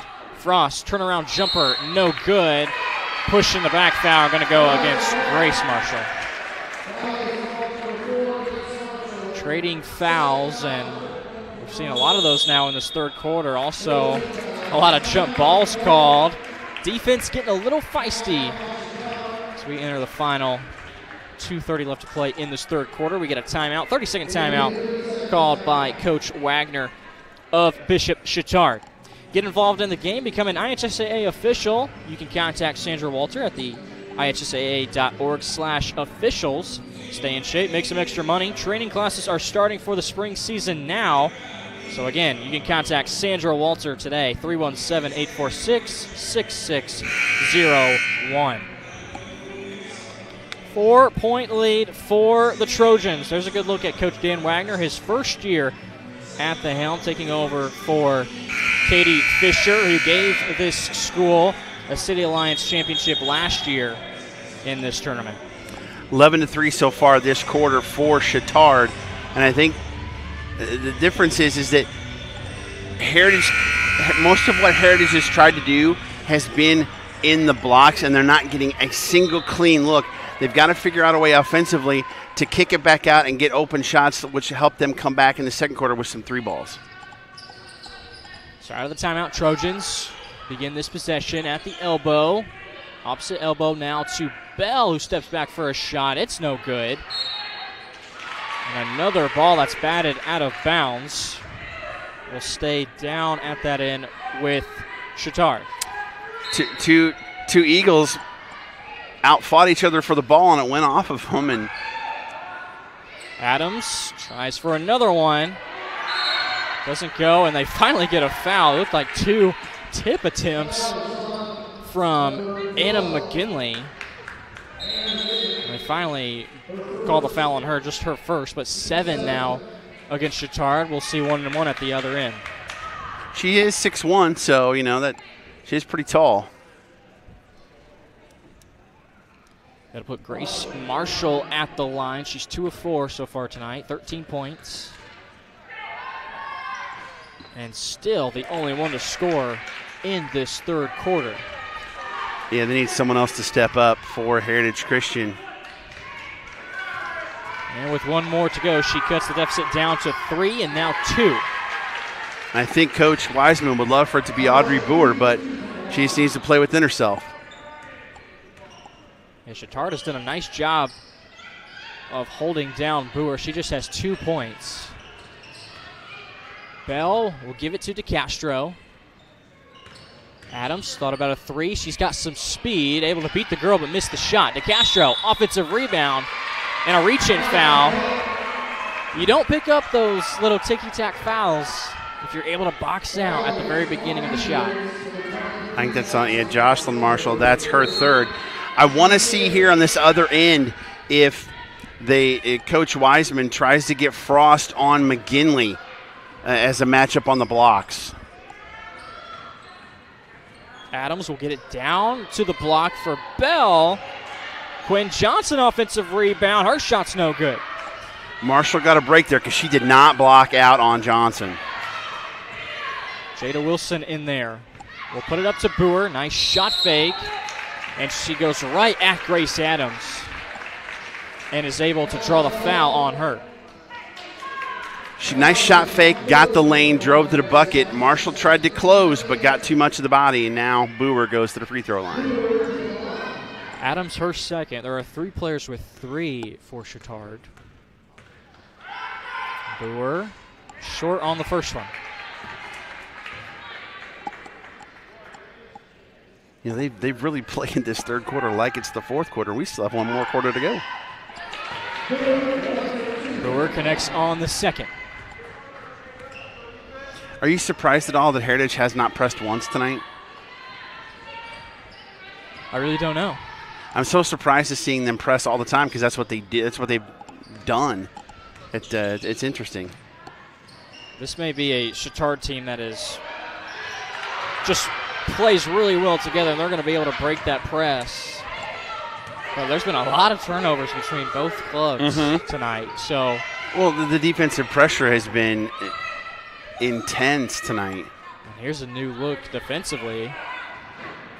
Looks like they're holding for one shot, I believe. 3 girls towards the top. That's Adams, Johnson, and McGinley for Chittard.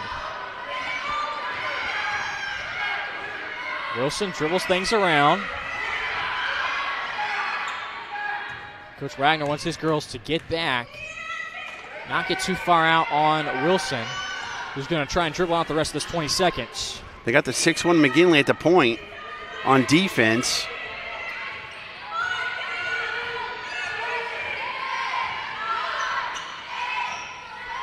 Now 7. Wilson attacks the right side.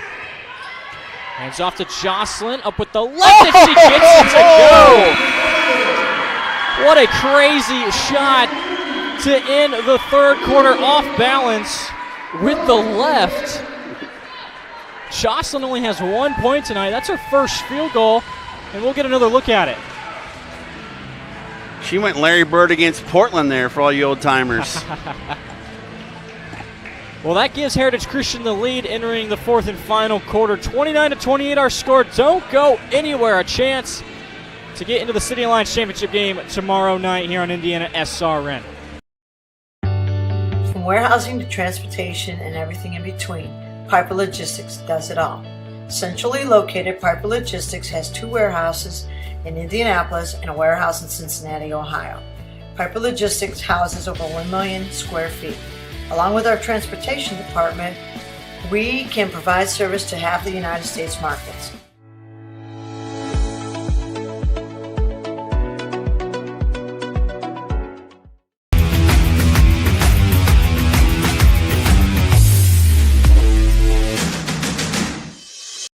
We encourage you to subscribe to our YouTube channel, IndianaSRN. Hit the bell to get notifications for upcoming games and more. Watch as many games as you want, as many times as you want. Just 8 more minutes to decide this one, and every quarter has felt like a fourth quarter. And we finally reached that point. 29-28 is our score. The Eagles led at halftime, 21-17, and still hold on to a slight 1-point advantage over one of their conference rivals in Bishop Chittard. Sean Kroll is here. Jarrett Lewis with you on IndianaSRN. Boy, this is going to be a good final 8 minutes. Yeah, 11-8 there in the third quarter for Chittard. You know, the defense reigned the day there. So let's see what happens. 8 minutes to go to decide who gets Cathedral. Davis step back 3. De Castro comes flying in, and she got bumped at the shot.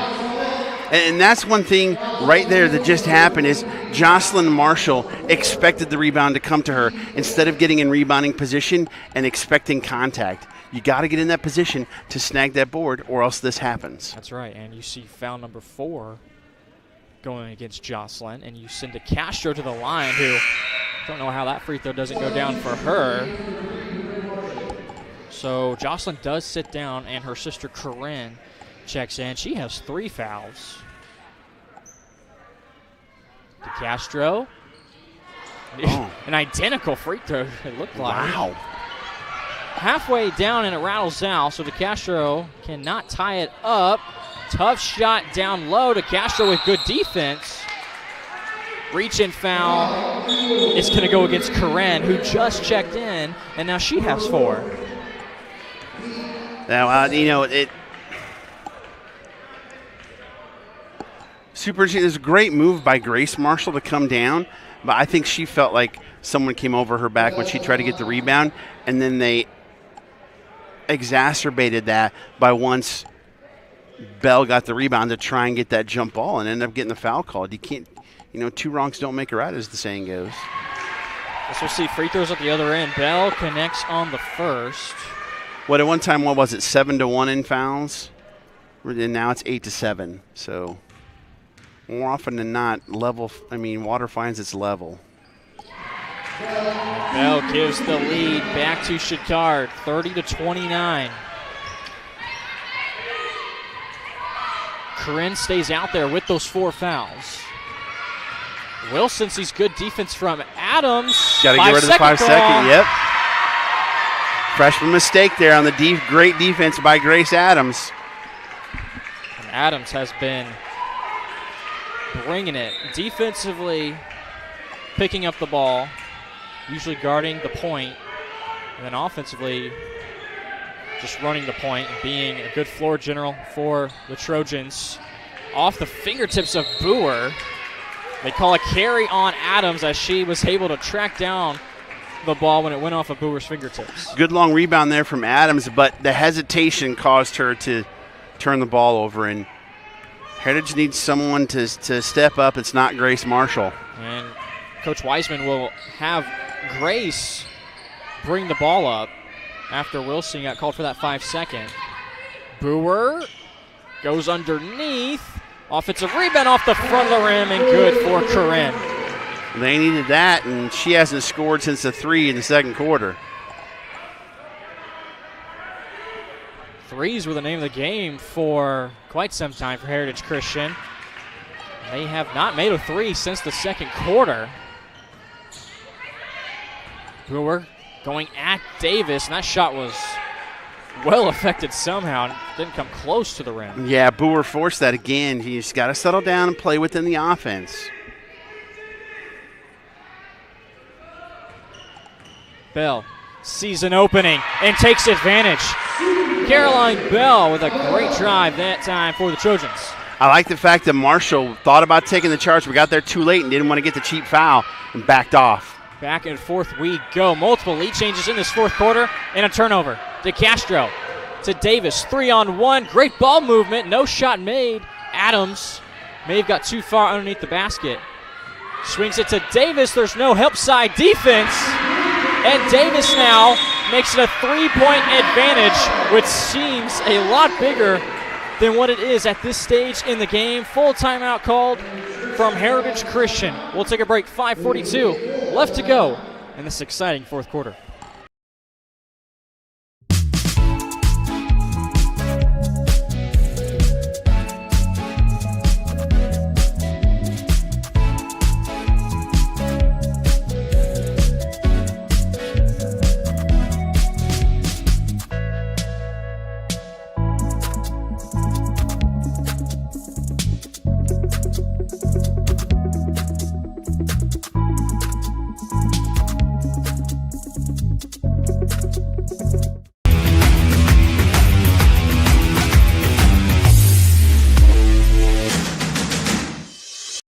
We encourage you to subscribe to our YouTube channel, IndianaSRN.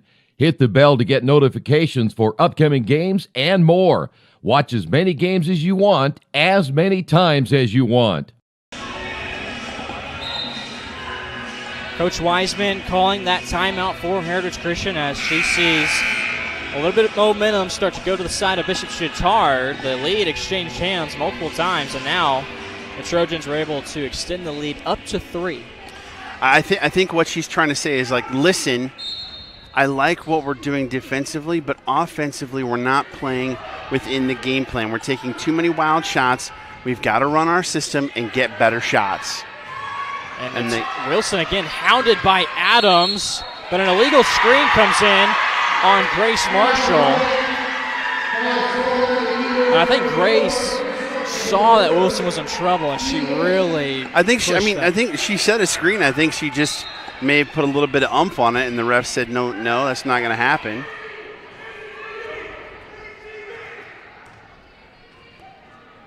But putting Adams on Wilson has been the difference in the second half.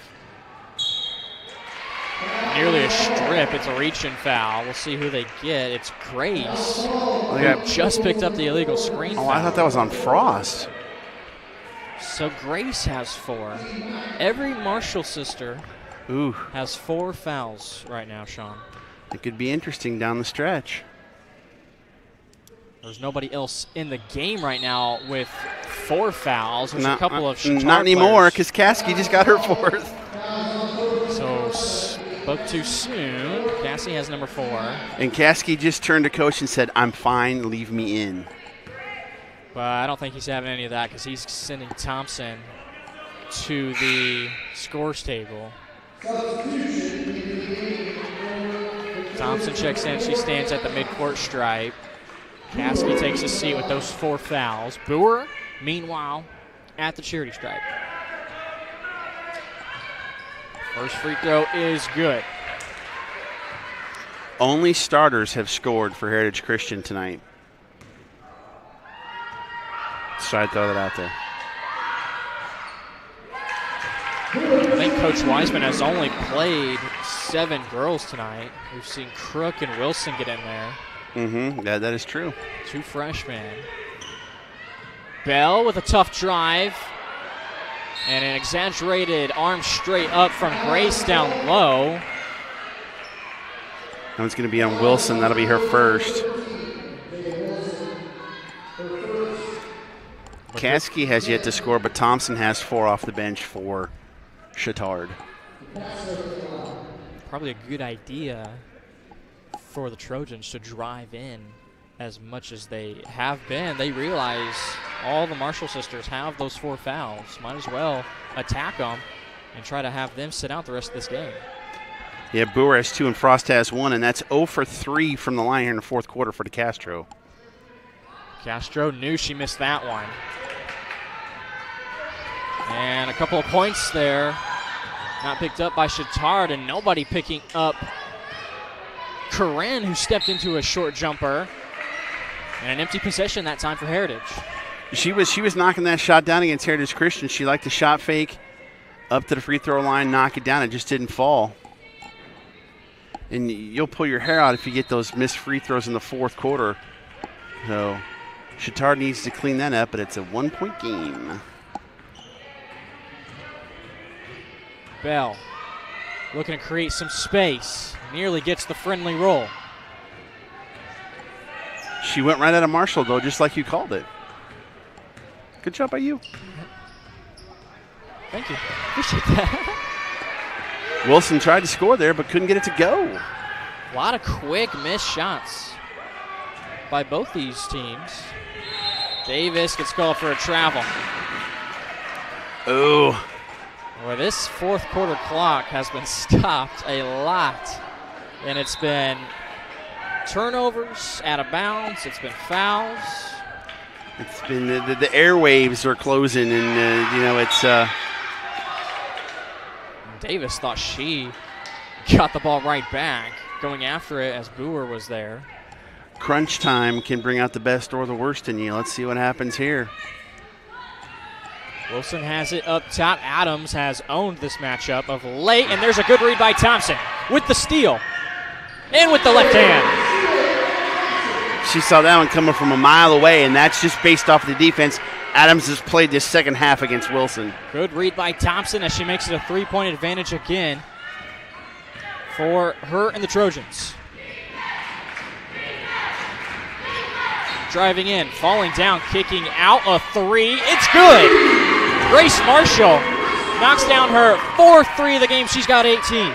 And we are tied with 3:33 left to go. Great drive by Corinne, and she finds her sister in the corner. My tribute to Pat Foley there, sorry. Davis had the right read, but DeCastro couldn't keep it in play. I love the shot fake, then the lob pass, just a little too strong. Davis with a high IQ play here, and as is this play from Corinne out to Grace. Tied up at 36. Frost off the weave. They say last touch by Frost off her leg. Wow. Good swipe defensively from Chittard, and they hit it right off of Frost. It's going to be those little plays here at the end that are going to help you survive and advance. Davis has some room. She opts to take it into the lane. Spin move, a couple of nice moves from Davis. Still going after the basketball, but called for the foul. Boy, Davis did not give up on the ball, but just a little bit too aggressive.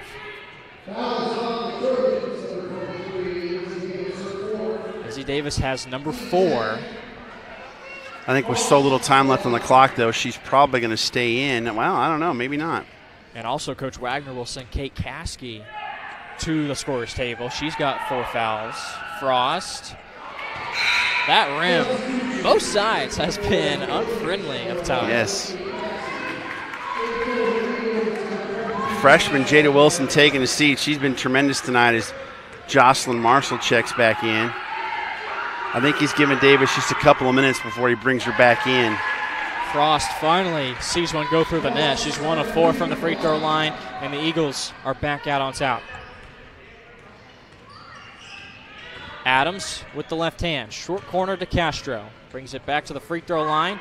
Thompson open enough for a 3. It's no good, and a tough rebound from Boer. Great job boxing out there by Boer. They'll slow things down with Jocelyn controlling the basketball. They get her a flare screen. Step back 3. Just off the mark. But a well-designed play for the Eagles. Marshall to Marshall. Adams. Nice left to right, and the Trojans now have the lead. Adams hadn't scored since the first quarter. She had 7.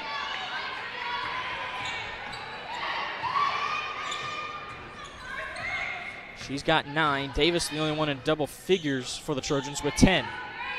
Boy, the leadership of the freshmen on this team for Heritage Christian has been incredible to watch.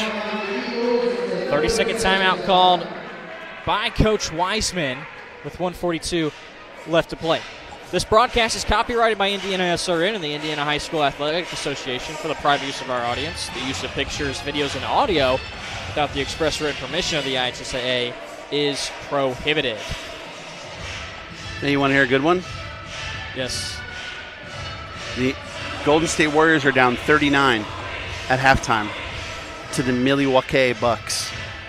Milwaukee's tough, and they just play hard. I see how that game's like this much better. Absolutely. These close games. Sure thing. The Warriors not bringing their stuff tonight, it looks like. And even though the first 2 quarters were so completely opposite, a minute 42 to go in the fourth quarter. It's a 1-point game. This is what we expected. It was a close battle not too long ago. Who's going to step up and make that big play? These teams met 1 month ago, December 10th. And the Eagles won it by 5. But right now they trail by 1. And another 5-second call, and guess who? It's Grace Adams again, getting the turnover. I felt like Jocelyn Marshall backed up and off enough on some of those dribbles but I guess not. They tried to set a pick for her, but Adams got through it. The on-ball defense has been spectacular from number 20. They can really kind of hold the basketball because they've got the 1-point lead. So they're not going to shoot it unless they get a great look on a cut to the basket and wait to get fouled. Grace with the basketball, one of 9 seniors on this roster. Under a minute now left to play. Eagles extend their defense. And reaching in for that foul is Corinne. And I don't know if that was something that Coach Wiseman wanted, if she wants a foul at that point, but Corinne picks up number 5. And Bell's made all her free throws tonight. She's 3 for 3. Coach Wiseman will be forced to go to her bench and bring back in Jada Wilson. She exchanges a freshman in for a sophomore. Corinne will exit the game with 5 points. And we see Bell at the line. She has 9. 2 free throws. Boy, again, an unfriendly rim. Bell misses her first. She's now 3 of 4. Coming down to the wire. Bell's second free throw. It's short. Still a 1-point game. How will the Eagles play this with 45 seconds? Get it out of Wilson's hands. Wilson, a tough try. She can't get it to go. Able to beat Adams off the dribble, and here goes Adams. You got to foul him. Wisely brings it back out. She had the numbers and will force Boer to step in and pick up the personal. I like that. I like that drive by Wilson. She just didn't get it up enough to get it up above the rim and see if it can go down. Boer's Adams third. Sorry. Adams 2 for 2 from the stripe tonight. Adams connects on the first. She's got 10 points. A quick 30 burned by Heritage Christian. And so now the discussion is, I think make or miss, you might have the same game plan. If you see a make, you could go for the quick 2. Hopefully you make it, you set up your full court press defense. If you see a miss, do they hold for the last shot? No, I don't think so. I don't think they hold it for the last shot. I think they come down and try and run a night. I think one of the things she's talking about is if she misses it, run a set for Grace Marshall, see if she can knock down a 3, because then you force Chittard to come down and try and make a big shot there at the end. I think if she misses, that's what they want to try and do. If she makes it, then I think it goes to both Boer and Marshall. You're going to have Wilson come down, set a pick, drive, kick, try and do the drive and kick, and whoever's open on the wings is the one you're going to try and get get that shot. I think you want to get it to Grace because she's been hot tonight. Grace still leads everybody in scoring with 18. The next closest scorer is Casey Frost with just 6. So Grace has really been the one with the hot hand for Heritage Christian tonight. The Eagles currently riding a 3-game winning streak and trying to get back to the championship game, but the Trojans are trying to do the same. Adams makes it a 3-point game. 40-37, 30 seconds. Eagles get it up the floor. A quick 3. Doesn't go. Last touched by Chittard. Jocelyn Marshall, but they had Marshall bring the ball up, kick it to Wilson, and then get it back to Marshall. I like that play. Another 30-second timeout. This time called by Chittard. And again, still probably the same thing. If the 2 is there, you get it quick, but also you can kind of not dribble the ball out a lot, but you can take a 3 with 10 seconds or 12 seconds. And if it doesn't go, try to get another look. Give yourself enough time to put up possibly more than one shot if you need it. I think it'll be another give and go. Whoever the inbound at 2, it'll be a little one-off quick pass, then back to a shooter, either Boer or Marshall, to take a shot at a 3. Make sure to check out Basketball Weekly, an in-depth look at Indiana high school basketball with Troy D. and the coach every Monday on IndianaSRN.org. And make sure you check out the sports page. Guests, upcoming schedules, and much more. The Basketball Weekly on IndianaSRN. They get it into Frost in the corner. Up top, Jocelyn. Grace, catch and shoot, even with the girl in her face. The 3 doesn't go, and the rebound for Chittard. Adams was able to avoid Jocelyn, and Marshall looked like she didn't want to foul, but you have to. And unfortunately for her, it's number 5. And yeah, free throws here can really. Zion 2 Jones is going to check in now. Or no, is it Wilson or is it Crook? Looks like Jones. It looks like Jones. For the first time, we see Marietta Jones check in. Corinne has fouled out, and now Jocelyn. Adams has been tremendous tonight. She's got 11 and now 12. A big first make right there. Made all her free throws tonight, and it's a 2-possession game. Another timeout from Coach Wiseman. It's going to be a full timeout. We'll stay right here with 11 seconds left to go in this one. Adams could really seal the deal with a second free throw made coming up out of this timeout. And Heritage Christian will have to act fast. They'll have to put up most likely a 3-point shot once they get it across that volleyball line. Well, and if you're Shatar, what you're saying is no matter what she does, no matter what Grace does on this free throw, when they come down, they're going to try and shoot a three. Let them shoot it. Do not foul. And we've seen that happen before in the NCAA tournament. I'm reminded of Stephen F. Austin back in the day as a 13 seed, down 4, got a three and the foul when Brett Underwood was their coach, ended up winning the game in overtime and with the upset. Cannot have that happen. Don't forget, tomorrow night, you and I will be back 7:30 for the championship. That's right. Cathedral's already punched their ticket, and now, most likely, if they can hang on, it'll be Chittard going back to the championship game in which they were victorious last year, beating this Heritage Christian team. And for Heritage Christian, before last year, they had won 16 straight City Alliance tournaments. Boy, they got deathly quiet in here. And it doesn't matter for Adams as she sinks both. Clutch. 5-point lead. Wilson crosses at 8. Got to get a shot up. Wilson will go with the layup. The clock does not stop. You don't have to get it in, and it won't matter. The Trojans hang on. They defeat Heritage Christian 42-39, and they will move on to the City Alliance Tournament Championship game right here tomorrow night in this same gym, and they will take on the home team, the Cathedral Fighting Irish. 14-10 fourth quarter for Chittard was the difference in the basketball game as they win by 3. Grace Adams with some clutch free throws in that fourth quarter. She was 6 of 6 at the line tonight, and she finishes with 13 points to set the pace for Bishop Chittard.